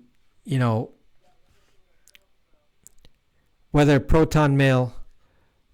Did I not change the ducking title? My gosh, I think I forgot to change the title. Fuck. Okay. The title was supposed to be, solutions to email. I forgot to change the title, and I only discovered that near the end of the live stream. That is so funny. Okay. I got a question about Wi-Fi 6. Is it more powerful on the range in a home? It's more secure. No, because there's bugs on it. Someday, Lenny PR. But at the moment, it's WPA3 is kind of sucky right now. It's not, there bugs have been found. So that's why you're not seeing any big rush to WPA3. Yeah, Matt, sorry, I mistake. Well, it's kind of related to what I'm talking about, but that's not the correct title. I'll change the title later. The actual title is, it's Proton Mail deserves to be in the title, but the title actually is Email Solutions. Yes, Dennis Choi, the title doesn't matter. I don't think there's any question of security, WireGuard versus OpenVPN. I think it's a question of, is one more efficient? And, people say, WireGuard's faster and all that, but, that's not necessarily that important. At least not for the end result. So sometimes you got to stick to what you have for compatibility. OpenVPN is open source. Yeah, I'll change the title later on tonight. It's not the size of the title. It's what you do with it. You missed a question. When is the Pine phone ready for release? It's on pre-order now to be available in May. And we're already in April, so yeah, you can get it soon. You can order now. Pine phone is available now for pre-order.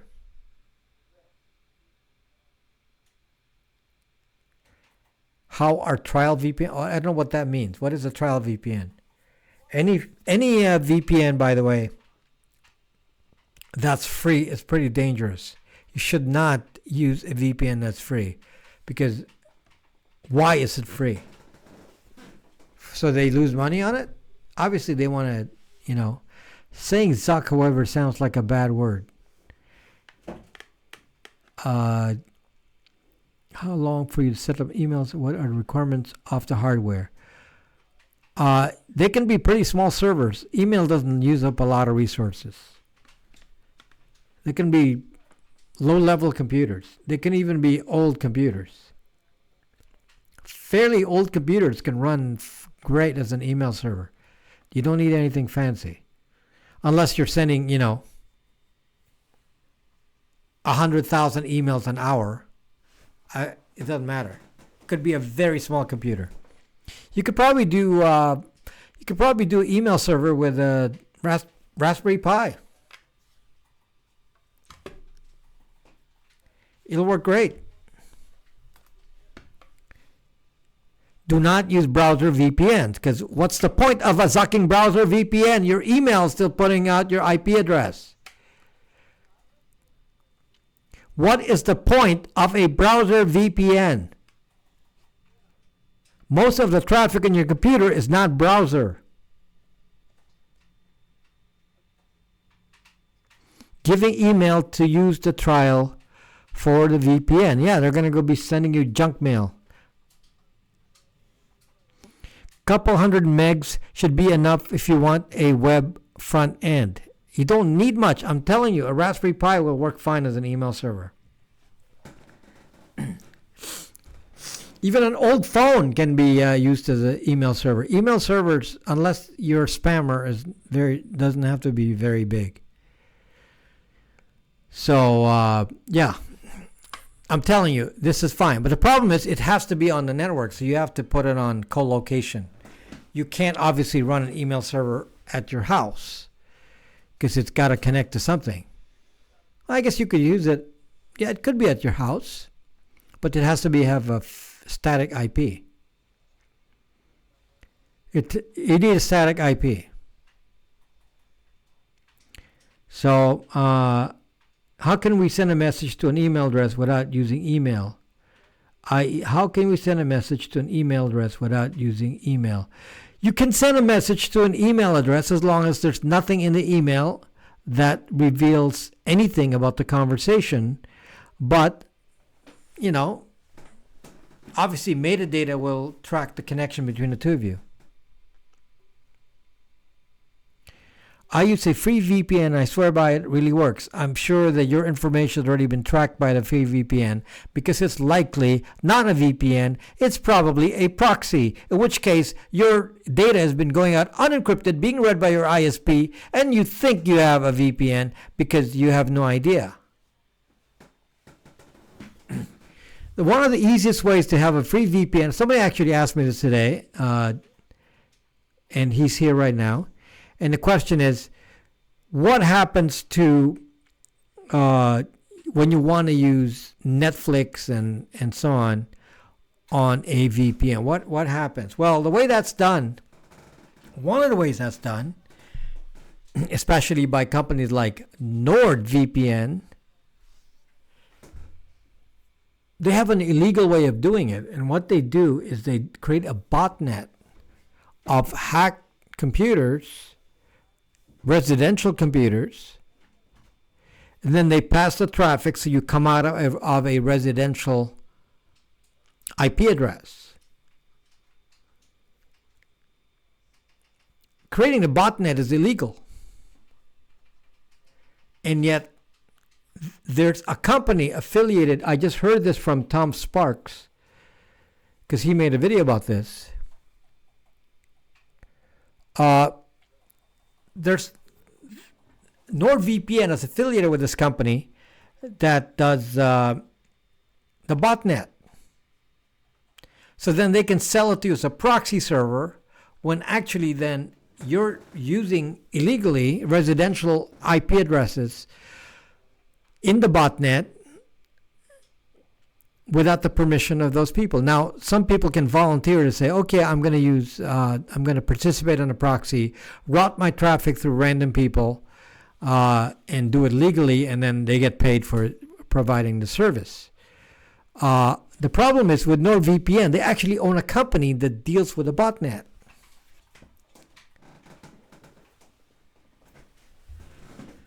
So NordVPN is part of a conglomerate. I think it's in Lithuania. So, my gosh, guys, I mean, some of these VPN companies are very sketchy. And you're all just, oh, I'm going to use NordVPN. Sketchy. And you're supposed to trust them because all of your data is going to the VPN. And the VPN, if they want to be bad guys, could capture your data and sell it. And the only thing you have going for you is a bit of trust. And people have said, well, we don't trust you, Rob Braxman. We don't trust you. I don't know how new the video is from Tom Sparks. I don't know how new the video is, but he did a video on Proton VPN as well, and they hammered him, and lawyers were involved. And because they wanted to shut him up. Because, that's kind of scary the way Tom Sparks does, attack videos. And I don't do attack videos. I've already been attacked before. So anyway, the point is that one of the ways to accomplish this is to pass your traffic illegally through residential areas, which they have acquired with a botnet. And there's an actual company legally selling a service like that. It's kind of expensive, where you can actually come out of a residential address and do that kind of thing. Well, these are conglomerates now. They can do a lot of stuff. And if you attack servers in different countries, they could say, well, that's not illegal here. Because in a sense, if you think about what BitTorrent does, what is BitTorrent? BitTorrent is kind of that way, because you install BitTorrent and you think it's safe, but actually BitTorrent is serving your server throughout the world. So you're actually routing internet traffic with whatever file it's seeded on your server. So BitTorrent is kind of like a botnet. So don't ducking use BitTorrent on my VPN, because it reveals everything about you.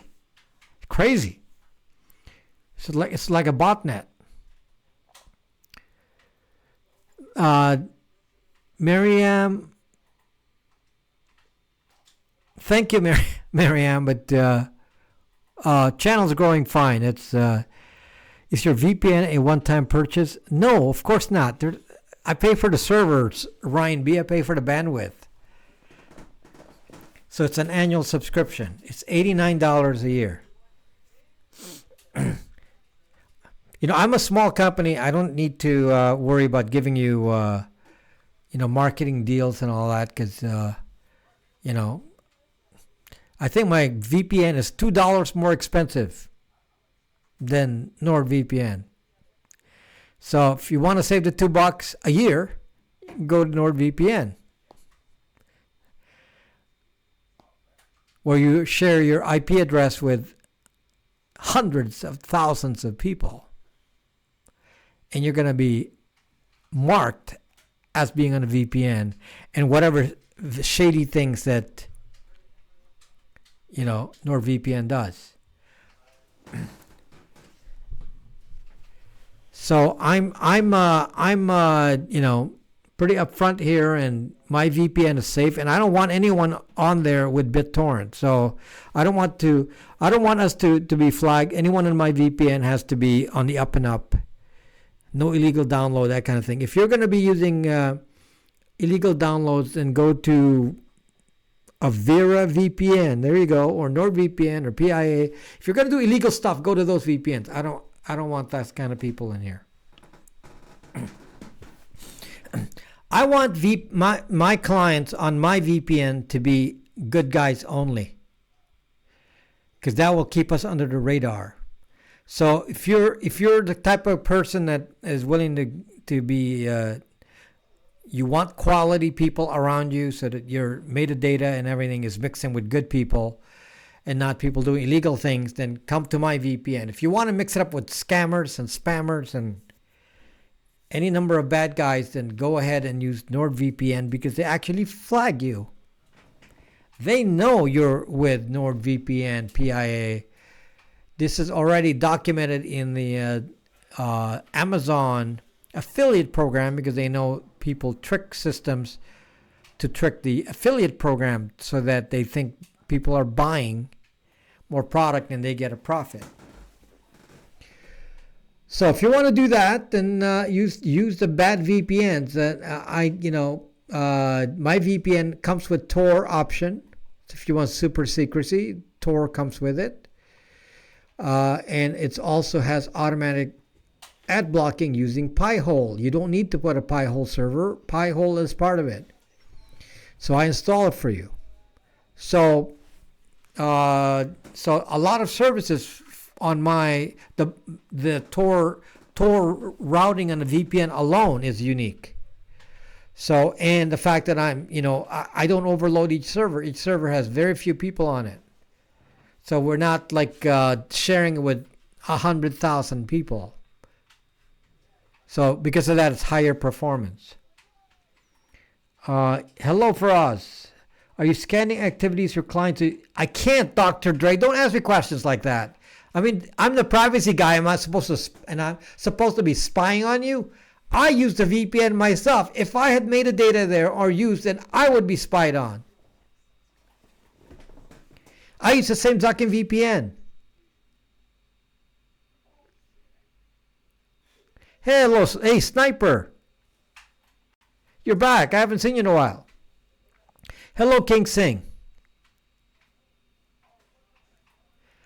Are we going to make any new Ubuntu Touch Linux phones on the Pine phone?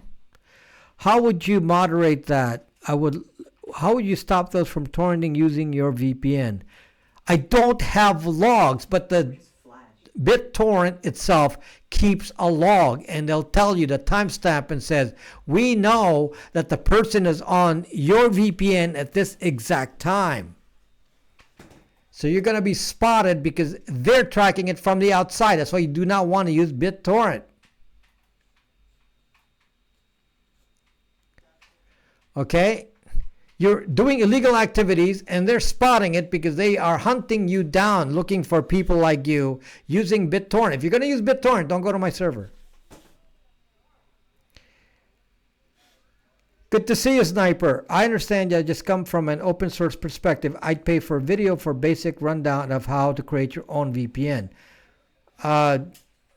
You can create your own VPN. I mean, it's open source. Go. There's many tutorials on the internet on how to make your own VPN. But it would cost you a lot more. I mean, obviously, it costs thousands of dollars to run a server. So if it costs thousands of dollars to run a server, why would you do that when it costs $89 a year to get a subscription and you anonymize it by having a lot of other people using it? The whole point is to have it elsewhere and that you're just one of many, not too many, but many. But if you're going to set up your own VPN, it's yours. Let's say you set up a server on AWS and you set up, OpenVPN on it, and it's your account, then obviously you're the only traffic coming out of there. There's no disinformation. You just wasted your time. So that's a very useless thing to do, set up I couldn't even set up my own VPN before for myself because I know it's not going to hide anything.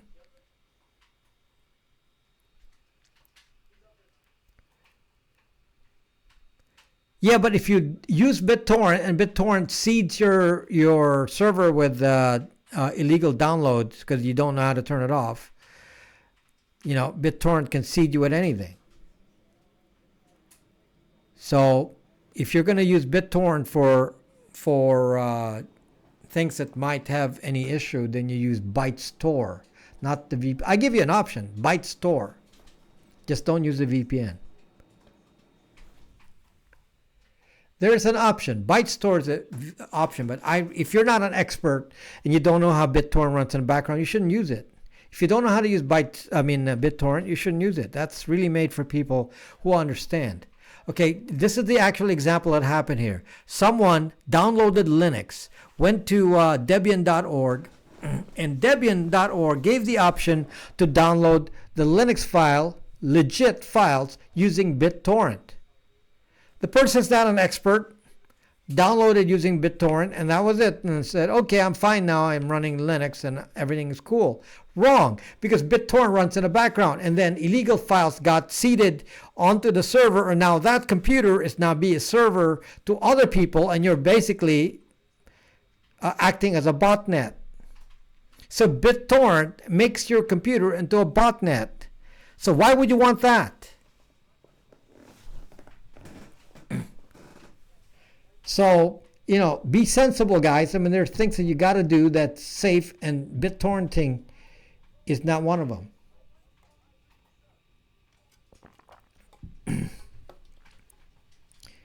Yes, all torrent programs use the same protocol. Hello, AX. AX, in general, if you pay for a email service rather than free, then they have less reasons to spy on you.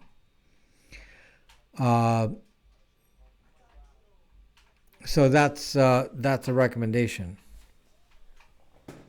But obviously, they can still read it, and they can, still do SMTP port 25. But what you have to worry about is just understand that email is unsafe. So if you're aware of that, then you don't put too much dangerous things on your email.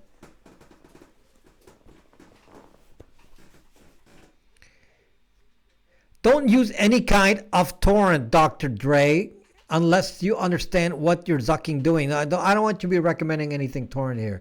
BitTorrent, the BitTorrent protocol, and anything torrent is bad for your privacy. So I don't recommend you doing that.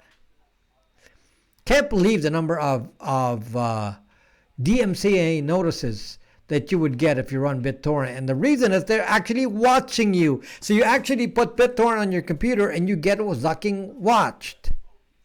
Now, why would you want that? Somebody knows all the files you download. I mean, why would you want that? With the timestamps?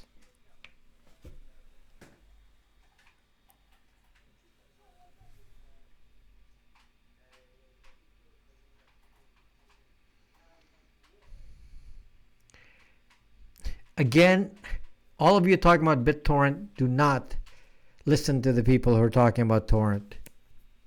It's bad for your privacy. I don't recommend you do that. Now, if you're an expert, you can do whatever you want. But if you're kind of a beginner, you don't know what you're doing here, then I wouldn't think about using BitTorrent. Because the only way I would use BitTorrent is with Tor. And neither would I think about downloading anything illegal from it. But the problem is you could be seeded. Someone can put some other file on your zucking server.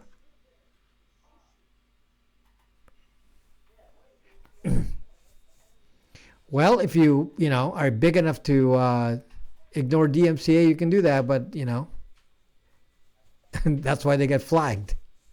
That's why the VPNs are flagged. They say, "Oh, these are illegal." They're the IP addresses are flagged immediately and said these are bad guy IP addresses. There's a blacklist for that. You can actually search for it. Like there's a spammers list of domains, there's also a blacklist for VPN IP addresses.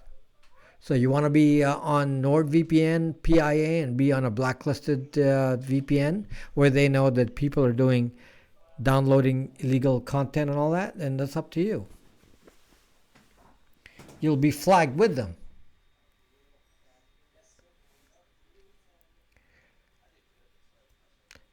Yeah, if you are in a different jurisdiction, then they'll say, well, yeah, we don't really care about your DMCA because nobody enforces it here. I'm U.S. only, so then it matters to me. What do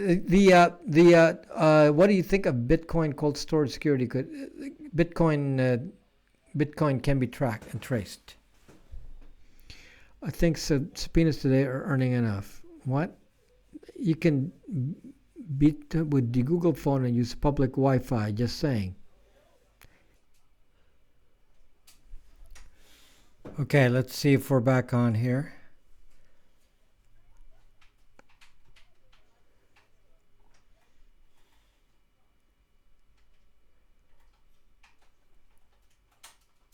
Should be back in a second.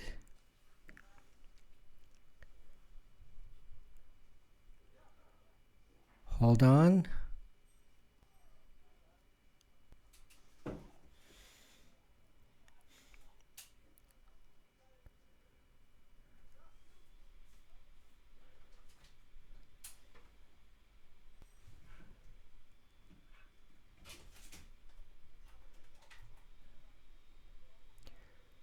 Okay, so are we good here? Okay. Okay. I don't know why my computer actually locked up. Yeah, the actual the Linux server, the Linux computer locked up. So I don't know why.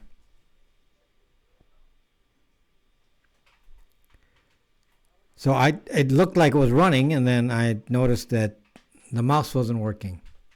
So okay, so I've checked the E Foundation, and they ship to EU because they are based in Paris. Yeah, I talked to the E Foundation people.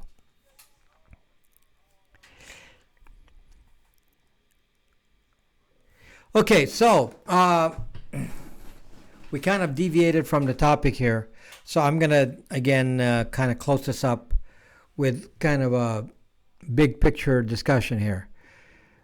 The main issue is, when I told you to set up multiple email accounts, the main issue is the sites that are using the email for identification to set up social media accounts. So if you are creating a different identity on, let's say, Twitter versus Snapchat versus Periscope versus whatever, all these different platforms versus YouTube, then you want to create different identities which require different emails. If the identity is the same, then the email can be the same. But if you want different identities, then you need different emails. Now, the question is, some of you will say, well, does that mean I can use Gmail for all of those identities? It depends on what you're using the email for. If they're being used for something, like in my case, my extra email, because I run my own email server, so anything important goes to my email server with my domain on it. Anything unimportant, I use Gmail. And it doesn't matter that Gmail knows if it's connected to some other account, because there's nothing in the email that is of importance. My email doesn't contain anything other than logins to the social media. Let's say Twitter login. I don't get email confirmations on there. For anything important, I send it to my normal my own server. So for example, if I'm going to do Amazon has my credit card, let's say, then I'm going to send it to my normal account with or without my real name. I can set up on my server so that I have more control over it. I'm not going to use that for social media. So if you have a LinkedIn account, it's going to have your real name on it. Don't mix up and use a social media email made for Twitter and use it for LinkedIn, because LinkedIn has your real name. Okay? Don't use a Twitter account email and use it on Facebook.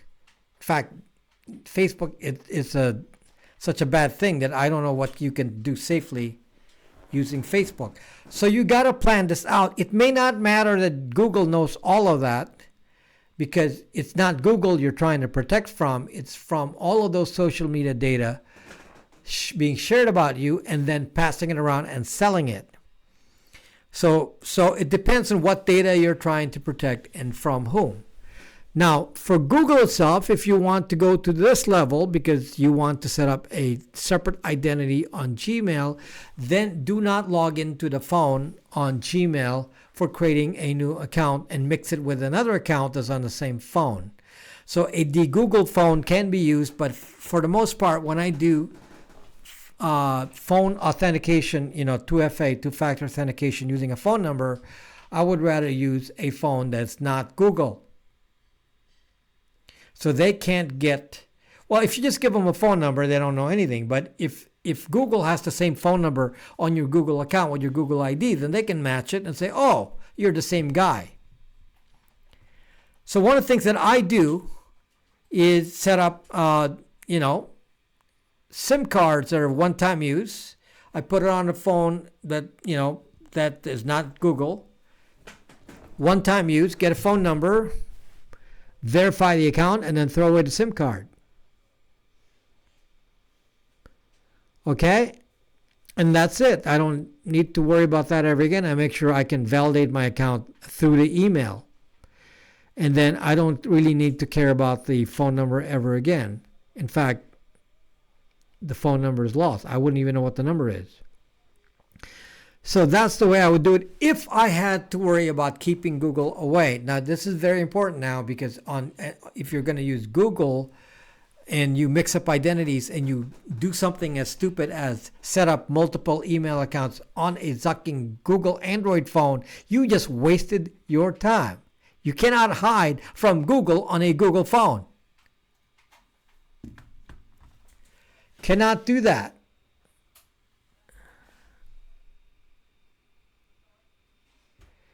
HT Byte is always, an expert at this. Besides, you have so many domains. Okay, so you got to do a lot of planning here. Do you need a throwaway email? When you have your own server, you can actually, do a lot of things yourself. You can even do redirects and so on. You can redirect email to another email. Although you always have to have a VPN when doing email. Wishing you and your family happy Easter, Peter. Happy Easter to you as well. I forgot, what is the monthly phone subscription? Ting.com. If you go to Brax.me, there I have a referral code on my profile. It would be so much helpful if you go to my profile and actually use the Ting referral code, because you'll be helping the channel, with something that doesn't cost you anything. That would be such a nice thing for you to do, because they give a pretty hefty. They basically pay my extra phone for the month. So, that's so appreciated, because it's like a free gift. It doesn't cost you anything, but just a little effort to use a referral code pays back for this channel, and then you're actually supporting this channel, and that would be so appreciated, because as you know, we don't make much money doing this. How many devices can you sign in with your VPN? 6, but if you have a router, then there's no count. 6. Most VPNs say 4. Are their phones configured as good as yours? Thanks for your. Are their phones? Who are you talking about? AX. In general, I don't know who you're talking about. AX. Let me scan up and see which company you're referring to. I can't find the comment, but in general, I'm going to say this. There are reputable companies that's doing de-Googled phones, and having checked what they do, it's pretty much exactly what I do. So I would say they're pretty good choices if you like those phones. So eFoundation is fine. In fact, I asked eFoundation if I can resell their phones, and Graphene is fine. Okay, these are fine choices. The only difference between them and me is that we use different phones. So if somebody wants a Samsung Galaxy, then I would say I'll try to sell you an eFoundation phone, or go buy it from them. Okay, so I'm going to, resell eFoundation phones if I can for those who want Samsung Galaxies. I don't want to make Samsung Galaxies. They're kind of expensive phones. So I don't want to sell expensive phones, because it's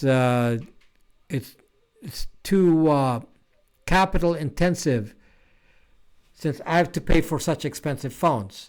Okay, then another set of expensive phones is the Pixel. So if you want a Pixel, then you can use Graphene OS, because they specialize in the Pixel. Again, more expensive. Okay, I settled on a Moto G7 and Moto G7 Play. Now, why do I like these particular phones because they're pretty high quality. They're new. These are only a few months old. This model is only a few months old. This model is, under a year old. So it's very new in terms of performance. It's very fast, and the price is right. So that's what I concentrate on. It takes a bit of time. Yes, I could start selling Samsung Galaxies and de-Google that. And yes, I can do it with Pixels. But then I'd be just duplicating what those companies are doing. And they can sell those. So you don't have to come to me. You can go to them. It's more about phone choice. My phones are going to be cheaper. Yes, I can ship to Alberta. Yes. I've already shipped the phone to Canada, so I know shipment to Canada is okay. The only limitations is I cannot ship to some parts of Europe. Well, you know wherever the virus is. Eastern Europe is okay, and some parts of Europe are okay. Most of Western Europe is kind of off bounds. I can't ship to Western Europe, most of it. There's some exceptions, but most of Western Europe I cannot ship to.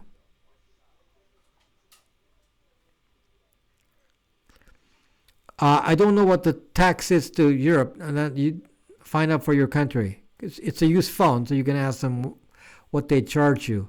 Shipping to Europe, shipping to anywhere is $17 more than shipping to the U.S. So whatever my price is plus shipping, add 17. I'm sure Greenland's okay. Iceland's probably okay too.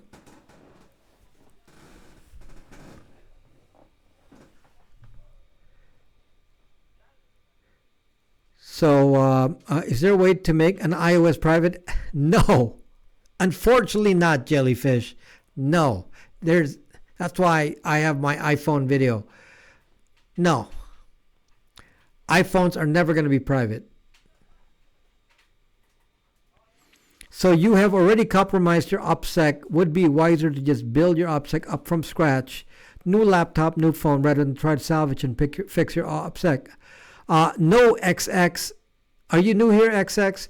No, because if you think you can fix your OPSEC just like that, then that's pretty foolish. Because you've compromised your OPSEC. You need to do two things. You do what you are saying there, but the thing you need to do, XX, is disinformation. That is how you uncompromise an OPSEC, by making the data useless with disinformation.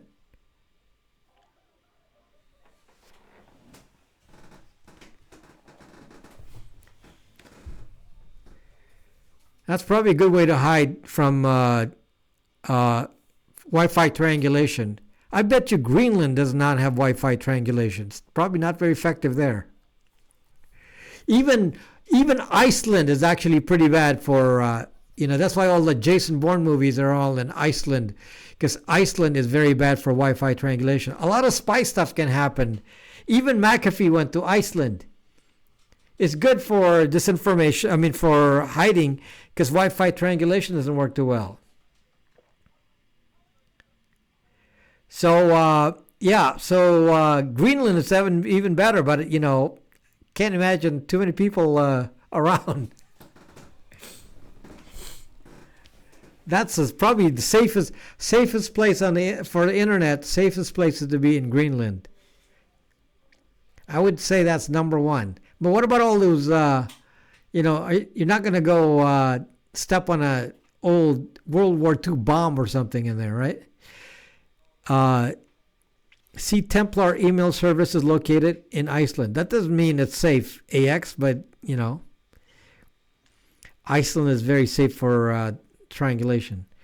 Easiest forms of disinformation, I am new here. Okay, one of the ways to do disinformation is a de-Googled phone, because there's no identity. The other one is to actively send disinformation. Create a fake account, send it to things that you've done before. create, I mean, you have to really take it seriously, create secret conversations with fake accounts between you, your old identity, and your fake accounts, and try to change information about you over the long run. That's hard stuff to do. Change the record, so to speak. That's a hard thing to do. Can you actually do that? You create a second account, and let's say you were before, you were fairly liberal before, and you want to act conservative, and you have to kind of like send this information to say that you're slowly being convinced. So you pass messages back and forth that suddenly say you're being convinced about a change of belief, and do it over the long run. That's a project. But if you're serious, that's what you can do. Other than that, then you mix it up with garbage, so that it's so confusing that it's not worth anything. You can confuse it with garbage as well, which Huge D-Byte is the type to do that. He would put garbage in. There would be so much garbage data that they don't know what's real and what's not. Sound isn't as good tonight. Did I disconnect the sound here? No, this is, sound should be okay. I'm not in the Philippines. I'm in Los Angeles. So I don't know what, I've been here most of my life. So is using Snapchat safe? No.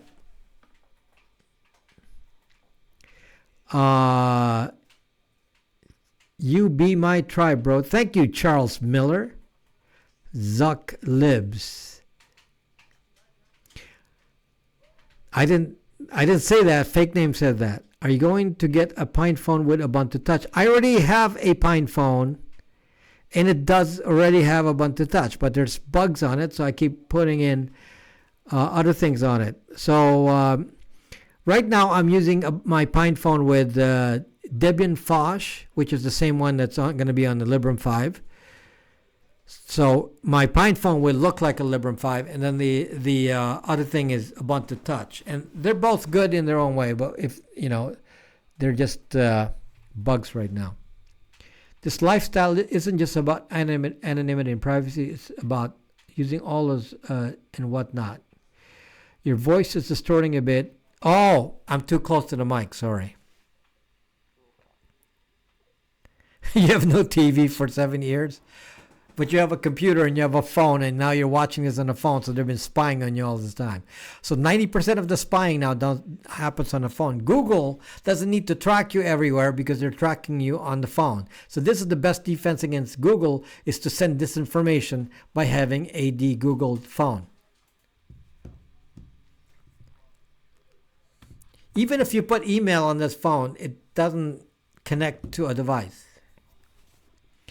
Okay, living a very OPSEC secure lifestyle is very easy when not in a relationship. It's problematic if you have a family. That's why you have to have something that routes your entire traffic through either Tor or a VPN. That's what I sell this product for.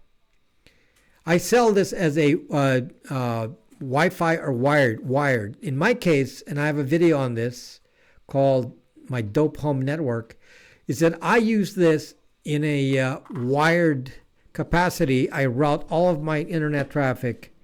This is a gigabit router with my software on it, and I route the entire traffic in the house to this. So anyone who uses my network, whether it be family, guests, anyone else, automatically get VPN. We don't have to go check, there's how many phones are in the house, how many computers, I'm alone myself. I have, I don't know how many computers I have, at least 10. I have a stack of phones, and I could turn them on and accidentally reveal data on it if I'm not on a VPN. You don't need a GPS spoofer from Exposed. It's already stopping the Wi-Fi scanning. Dude, my Samsung S10 is used just like your phone. If it's de-Googled, yes. I would love to hear your thoughts on... No, I'm not going to talk about any other VPN. The only VPN I'm concerned about is that. please don't advertise any other VPN on here. Okay, can my Android be tracked in my car? Yes, if it's Google, yes, it has to be the Google. Otherwise, it's tracking you 24/7. How do you think they're doing the social distancing check where Google can say which country is doing Google social distancing and who's not, which state, which individuals? They know all of that because of Zucking Wi-Fi scanning. So if you want to avoid that, then don't have a Google phone. Have a de-Google phone. No, there's no bandwidth issue. No. But Netflix is not going to allow any VPN, and they don't check if it's a real VPN or not. Netflix just says if it's a corporate IP address, they will ban it. So you don't need to worry about a VPN for Netflix because they're not pulling data from you. You're pulling data from them. So Netflix is not one of your danger points. You're not sending in any data. Unless you think the movies you watch are all that important. So Netflix is the least of your issues. You don't need a VPN Netflix. Yes, it runs on any device, Matt. But you don't need that if you have a router. If you have this handles the VPN, the devices don't have to worry about it. So you have two choices. Let's say you have 10 devices in your house or 15 devices. You have to go to each one of those devices and install a VPN, which is obviously very tedious. And if the VPN changes with a profile, you got to go back to all those devices and change the profile on every single one. It's very tedious. You don't have to worry about it with these because the VPN is handled here. This is just a Wi-Fi. Connect to the Wi-Fi, you're done. So this is the best solution. This is the easiest for families, homes where there's a lot of people, and you do not have to tell them that they're in a VPN. It's just VPN'd. Attach your network to it, and suddenly they're all in a VPN. You don't have to say, oh, make sure you use a VPN. You don't have to say that. They're just on it.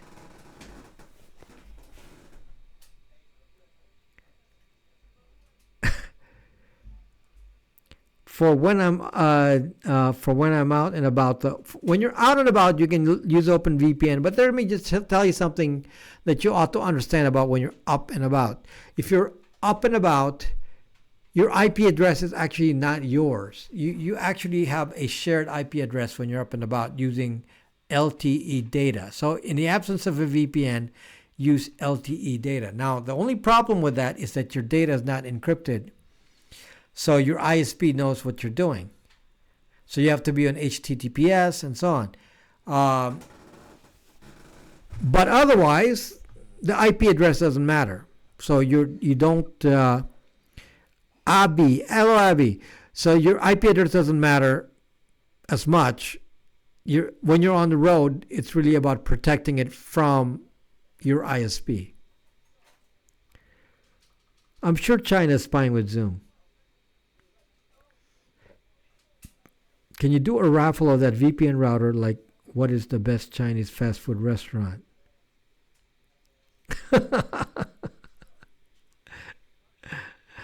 That's a thought. Could you talk about some VPN techniques? I don't know why this session would be used for that. What background did you come from to be this well informed? Let me close out because... Okay, let me talk about my background.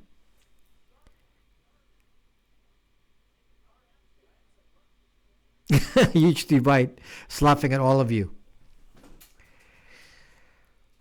Let me talk about my background because some of you don't understand, what my background is and why you should even pay attention to me. So I just had this conversation too with somebody and because, you see that I'm on YouTube and you start to compare me with other people on YouTube talking about the same issues.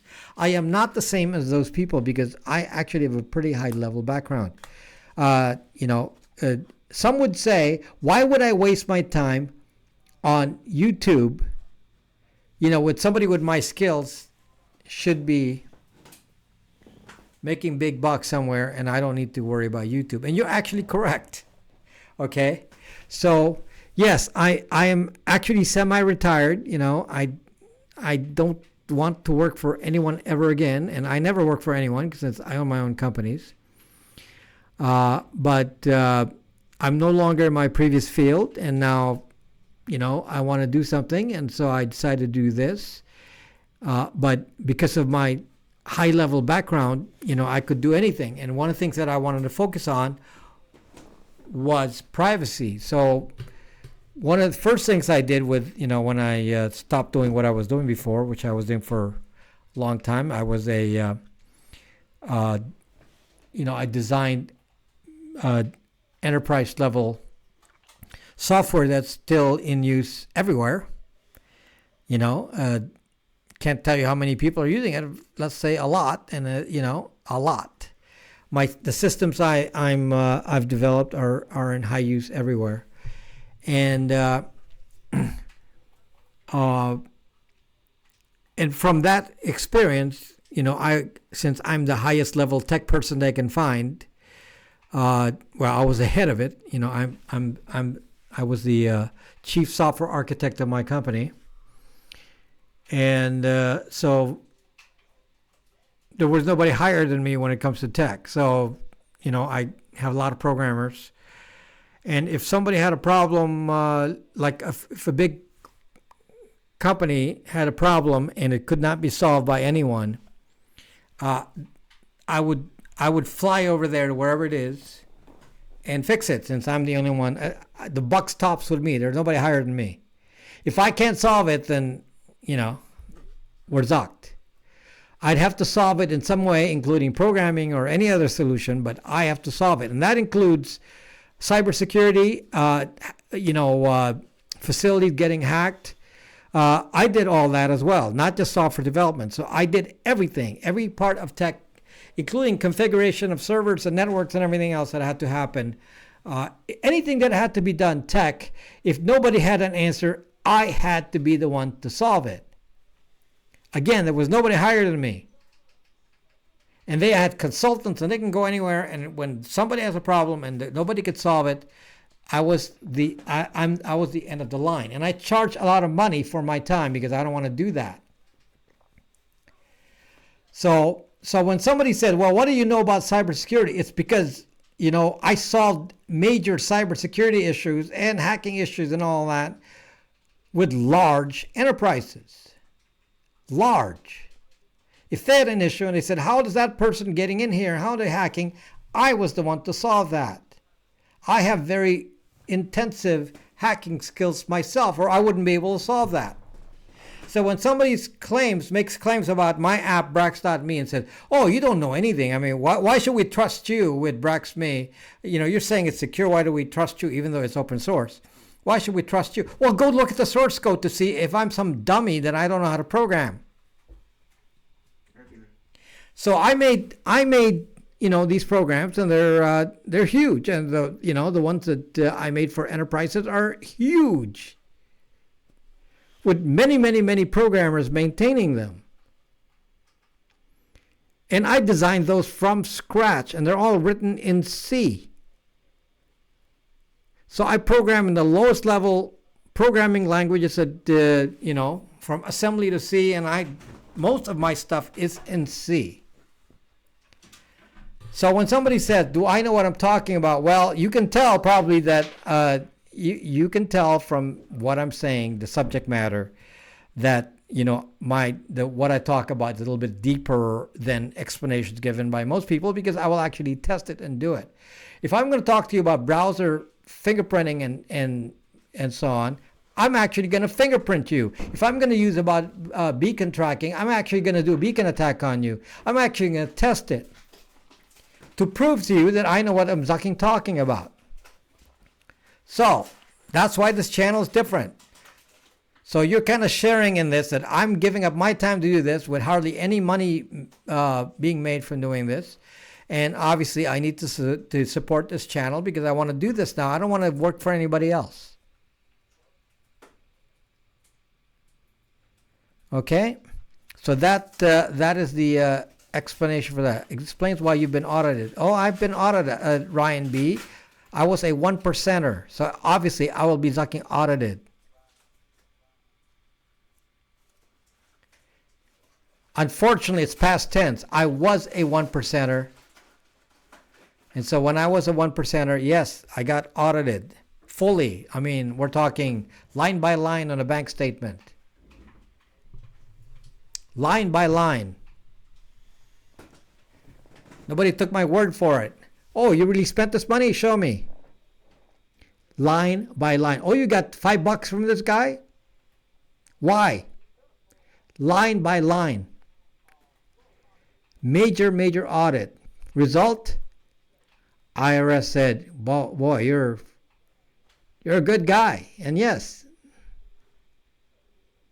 So, yeah, I'm okay with the IRS. IRS, I pay my taxes.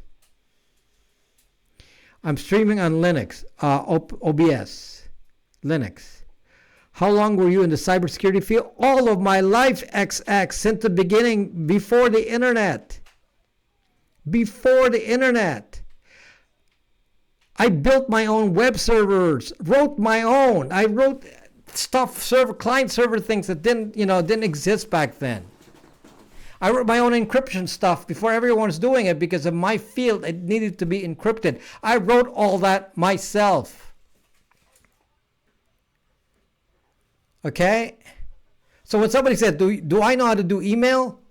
I wrote an email zucking server. I wrote an email zucking client. So do I know what I'm talking about? Or do I know TCP IP? Suck. I did things that, when somebody said, oh, do you use a REST API server? Zuck, who cares what a REST API server is? I did all those with my lingo and my language. And I didn't call it REST API. I just called it my zucking server. Okay, so it doesn't matter what I call it. I did it all. So there's, you can't give me all these, what about you use this framework and that framework? And so I don't know what the duck that framework is. I'm not going to use it. I'm going to go low level. That's what I do. That's why I can zucking hack. Because I understand it, I know how to spoof an IP address.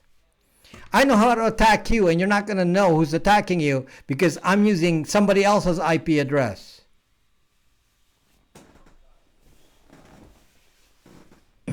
So that's why I have this capability in this channel to kind of reveal information to you that nobody else has, because in a sense you might think somebody of my skill should not be wasting his time on YouTube, and you would be right.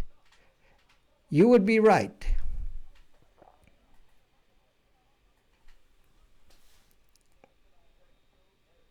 So what are my top privacy tips? Watch my videos, Unicorn. That's what you need to do. Okay, so that's my background. I used to have to explain this every so often on Periscope over the 5 years I was doing that on Periscope, but I hardly ever do it on YouTube because I don't feel like I have to prove myself. I mean, hopefully the data, what I'm telling you, is already proving that I'm not a dummy. So if you think I'm a dummy, then you're not going to watch my videos. Bring yourself down back to earth, Rob. You're getting too far to be. Anyway, there's fake names. So there you go. So you go ahead, put me down. It's okay. It's okay. I don't really care. Please relax. Nothing to be offended about. I mean, it is what it is.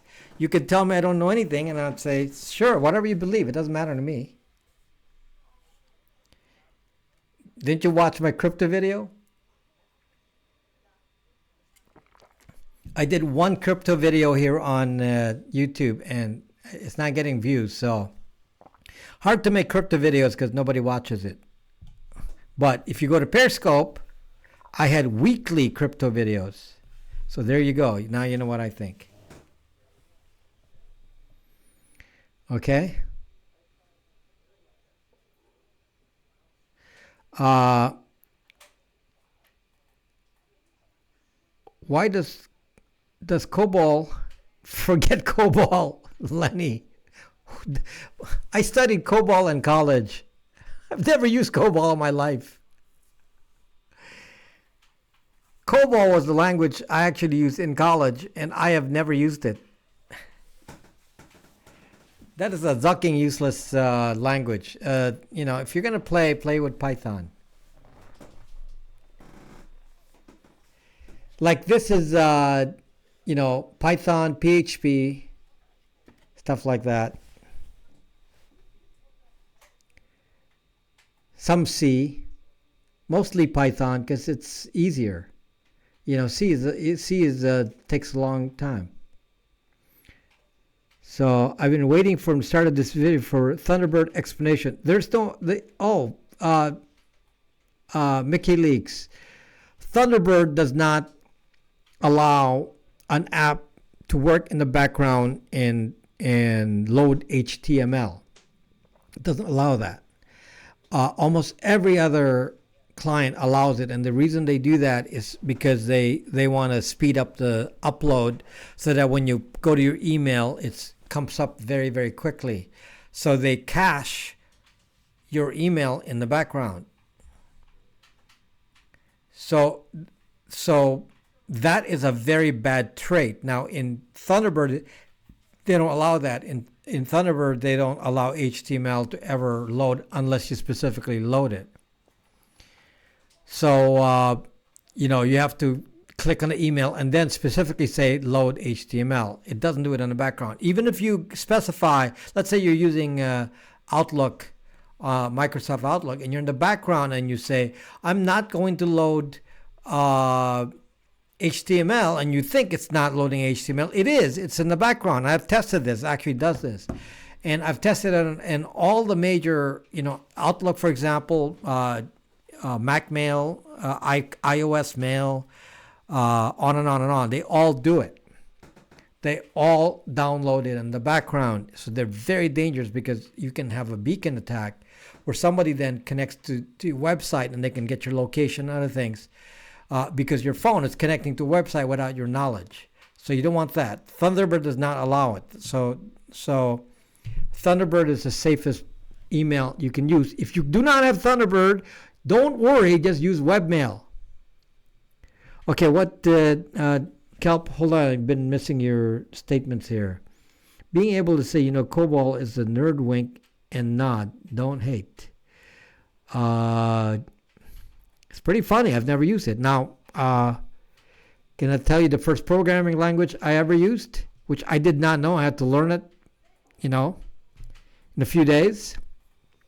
The first programming language I used at work was Fortran. This was on a mainframe. So I used Fortran on a mainframe computer. That was the first language I ever used. And I ran huge programs.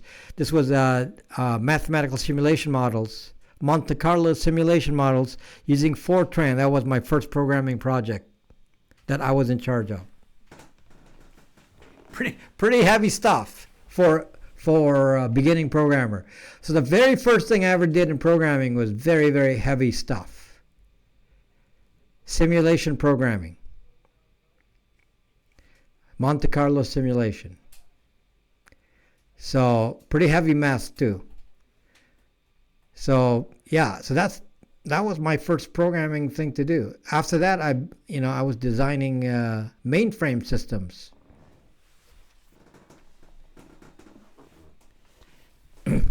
So your OS history needs work, but who doesn't? My OS history what the fuck are you talking about? Do you think Facebook Internet intentionally named their cryptocurrency so it's pronounced like the freeze? Felipe, I wouldn't put it past Zuck to do that. Does your router have a bad latency in countries other than the US? It may, in which case you can use a different VPN.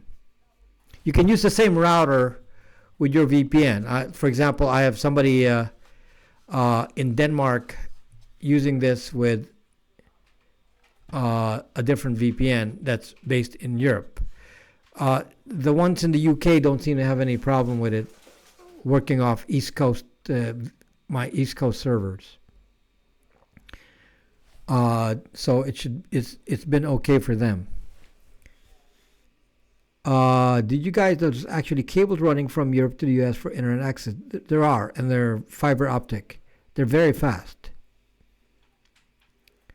I hope I'm inspiring. There's many things I do in life that's one of the reasons I do this on YouTube, is because I want to inspire you guys.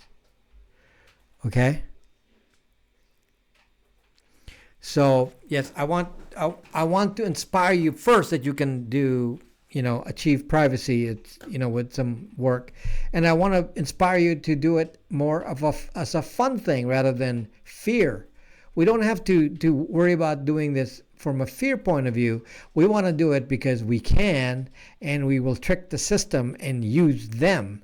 That's why I love tricking Google with a de-Googled phone, because there's no Google on this. Location's off, by the way, as well. So currently this is not emitting anything to Google. Your phones are emitting things to Google right this moment. Thank you, Abby. You only come to YouTube for Rob. Blue and green. Bass guy! How you doing? Sorry, I shouted into the mic.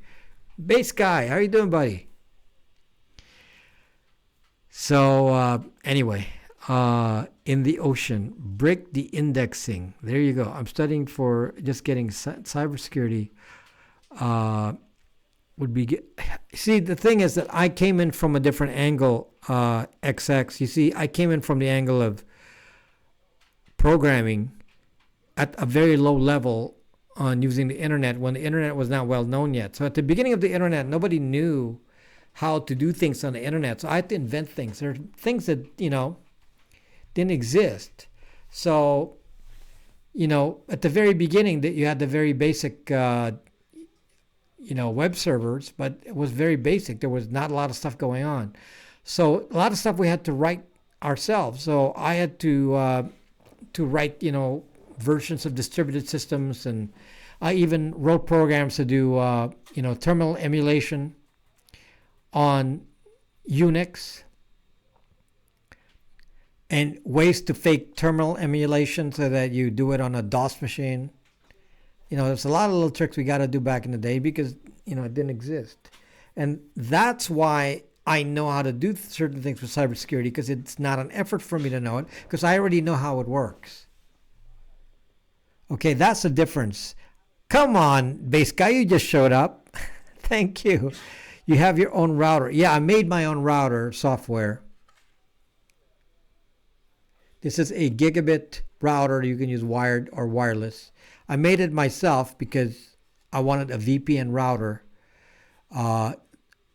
which can shift to VPN or Tor with an interface, and I wanted to be simple and cheap, because typically if you have to buy a router, a VPN router, it's going to cost you typically around $500.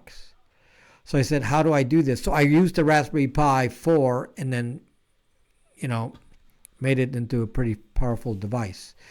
So, this is quite a bestseller, actually. I mean, I do sell a lot of these.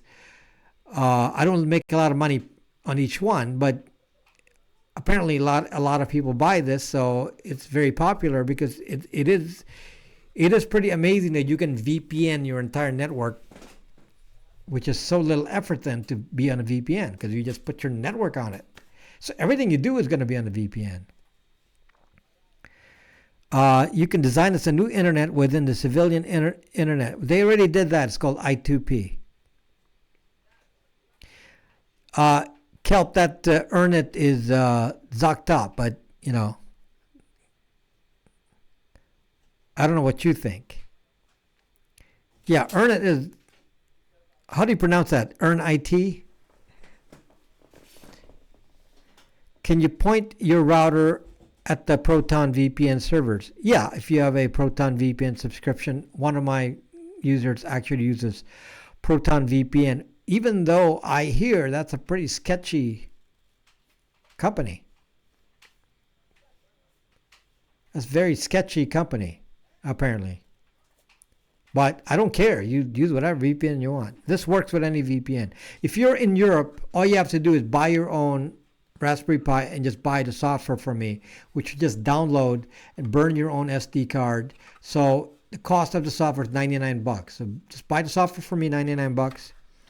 Buy your own Raspberry Pi from there, put it in, and plug in your preferred VPN if it's not mine, and it should work. So you can still be tracked by ISPs. No. If your entire traffic is trunked, no. Are you familiar with Think Penguin router? No. I'm sure many routers can use Bytes VPN because it's the same thing. But I came up with an inexpensive way of doing wired routing. This is a very inexpensive way to do wired routing. So, yes, my Bytes VPN can also be used on existing. If you have a router from flashrouters.com, you can load Bytes VPN on there. I don't use Proton or Telegram. What about the heat sinks for the Pi 4? You need to get heat sinks in wired mode. Wired mode requires heat sinks. It's very intense. Can you recommend any books for OPSEC? One of the things you need to watch, XX is my OPSEC video. Needed for Ethernet. Yeah, if you want to make the entire Ethernet trunk wired with various Wi-Fi routers and wired, then you would need to use this in wired mode. So as a wired mode, this is a wired Ethernet router. Or you can run it as a Wi-Fi router. Who made a new internet? No, there's a internet within the internet called I2P, and there's also one on the Tor network called Hidden Services. Can I use an old notebook as a VPN router? You can do whatever you want, but you have to program it yourself. The point is that I've already done this. So for $99, then you have the software for a Raspberry Pi 4. That's right, Hawaii dealer. I just told you that. Do I trust Proton Mail? I just made a video explaining that. The answer is no. That's my new video. But this video was incorrectly titled. This was to discuss the solutions to instead of using Proton Mail. If you use I2P, you'll find nobody there. So that's kind of the problem is, I2P is not well supported yet. So you can make an I2P server, no one's going to use it. So we got to find a use for it. But it's, it already exists. We can, I2P is a secret internet.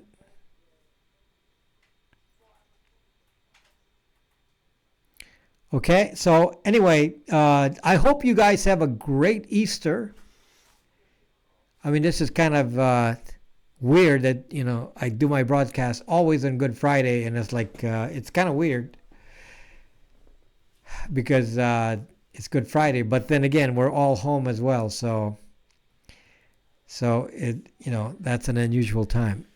Do you explain the difference between VPN and zero trust? Zero trust would be Tor.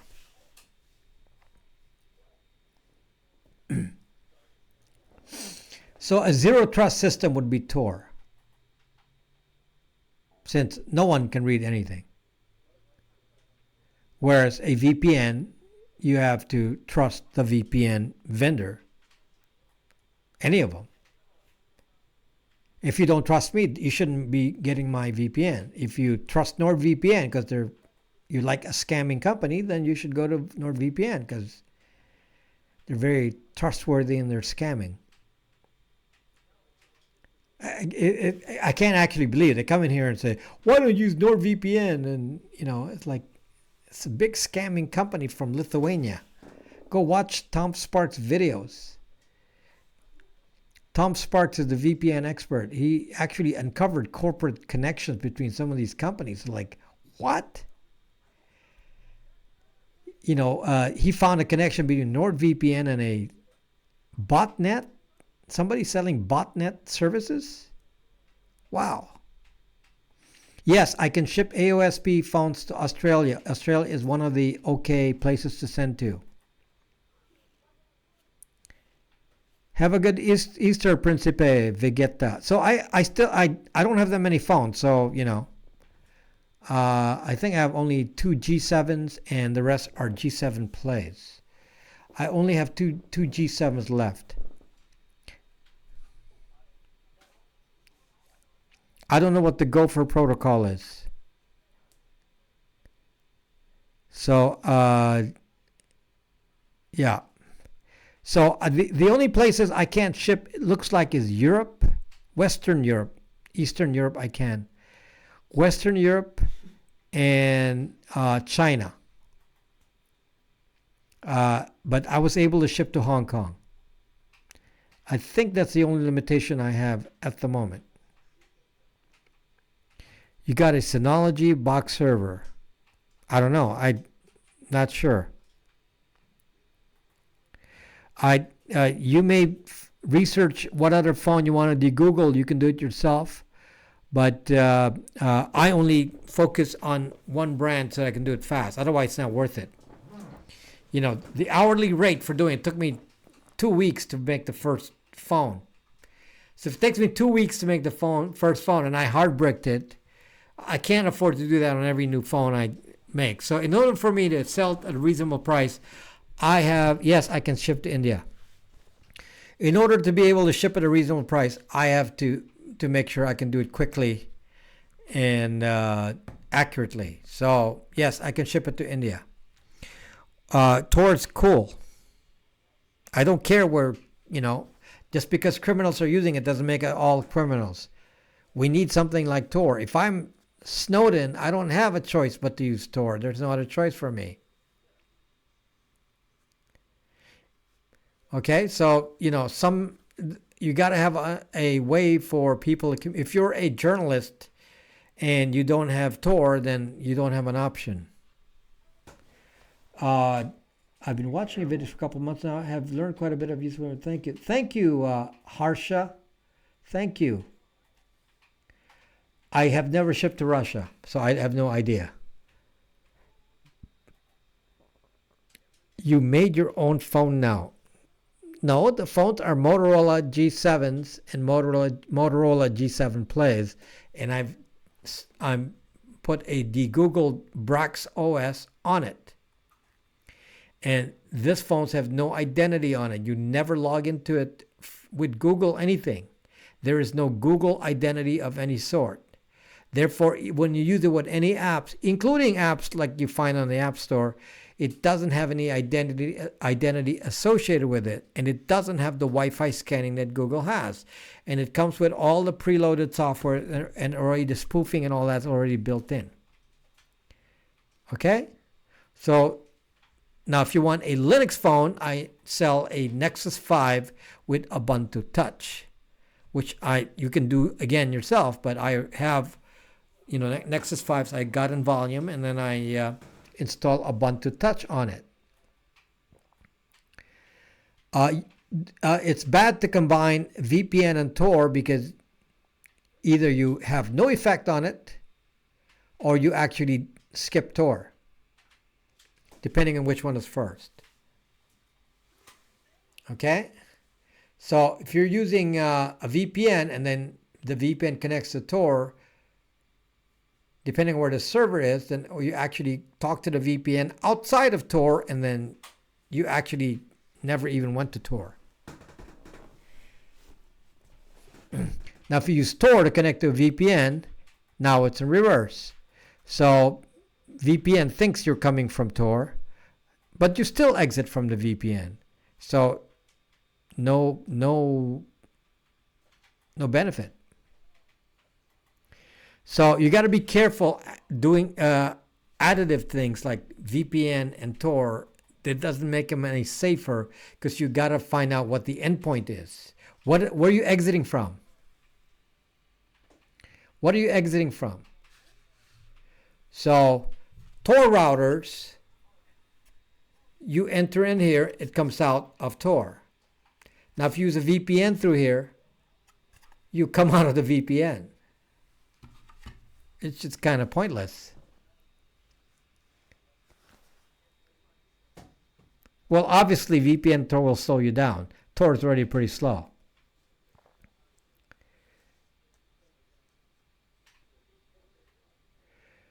Yeah, so yes, so Brax OS. I need to make some graphics for it, but it's about the same thing that eFoundation and Graphene does. So we kind of do the same thing. So it's just a matter of packaging it, but does the same thing. So those are also good options if you want to go with Graphene or eFoundation. Those are also good options. They just sell more expensive phones. I just sell a cheaper phone. We can't trust the nodes though, right? The nodes are zero trust. The nodes don't have to be trusted. They can be NSA nodes. They're zero trust nodes. Abby, what country? It depends on the country. I found out I can ship to a lot of countries. So just Western Europe is the issue. Eastern Europe is okay. Even Portugal is okay. So it's not, when I say Western Europe, there are some exceptions. Asia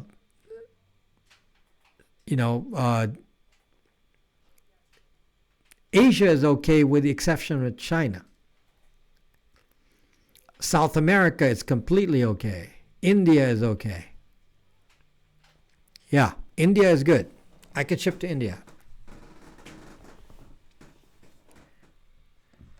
Using your home Wi-Fi and making sure all traffic is routed through Tor, wouldn't you be compromising the accounts of those who are accessing bank accounts or social media on your network? No. But the banks won't let you use Tor anyway.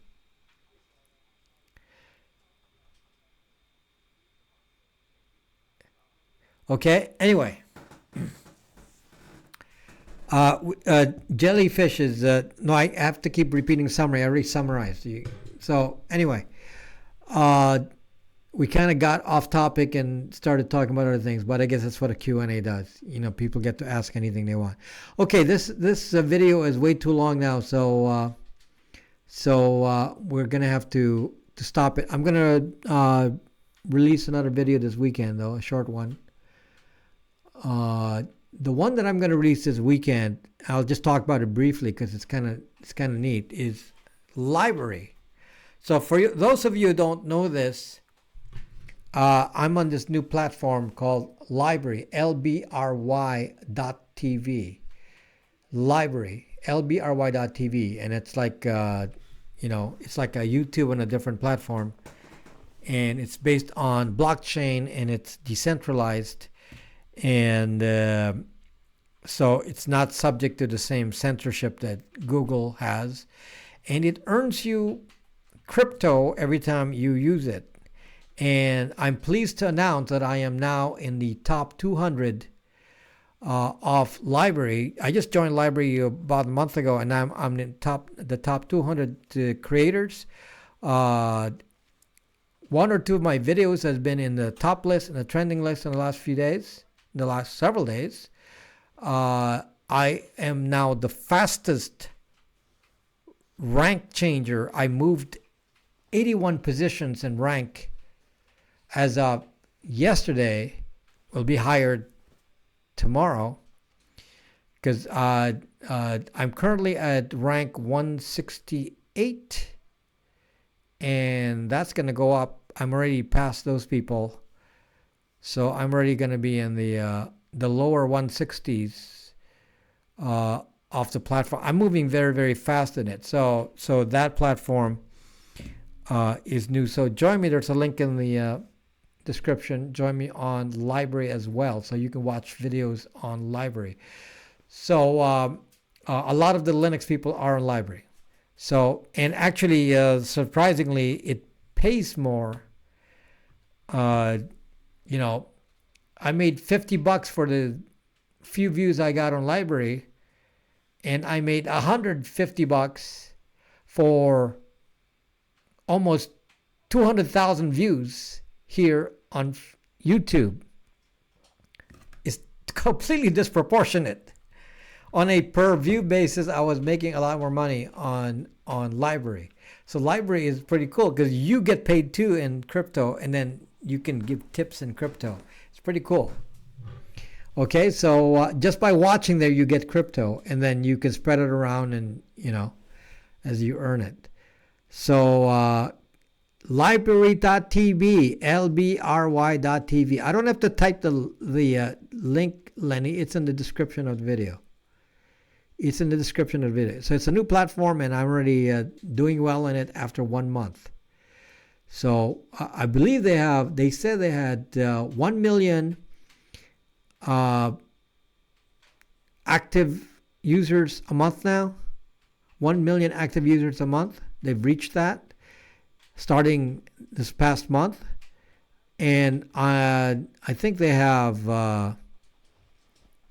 in February, they had 120,000 creators. And now I am on the top 168 as of right now. Okay? So that's pretty neat, for a newbie. And I'm already being successful on library. And actually, I'm on the trending. It's the same videos as YouTube. So, same videos as YouTube. No, I'm not leaving YouTube. I'm just telling you that the same videos are there, and you can earn crypto when you want to watch it. Okay, so yeah, so a lot of YouTube people are there. A lot of practically every Linux broadcaster is also on library. It's like heavy Linux people. It's heavy with Linux and crypto people. So yeah, a lot of crypto people there. So thank you guys, and thank you for watching. Have a great Easter, and I will see you in that video probably Sunday. Maybe I relax tomorrow. Maybe I release it on Easter. I have to work on it tomorrow and then release it on Easter, since you won't be having Easter parties anyway. Will you be setting up Pine phones and reselling them in the future? I don't have to. You just buy a Pine phone and you stick a SD card in it. You don't have to buy them from me. You can buy them directly from Pine 64. They'll sell to you in Canada. Yeah, get one. I think only postal delivering letters. Not sure about courier companies. Amazon is no go. Amazon's not shipping in. They're taking government. They're taking mail from the U.S. to India, as far as the post office told me. Take care, Kelp.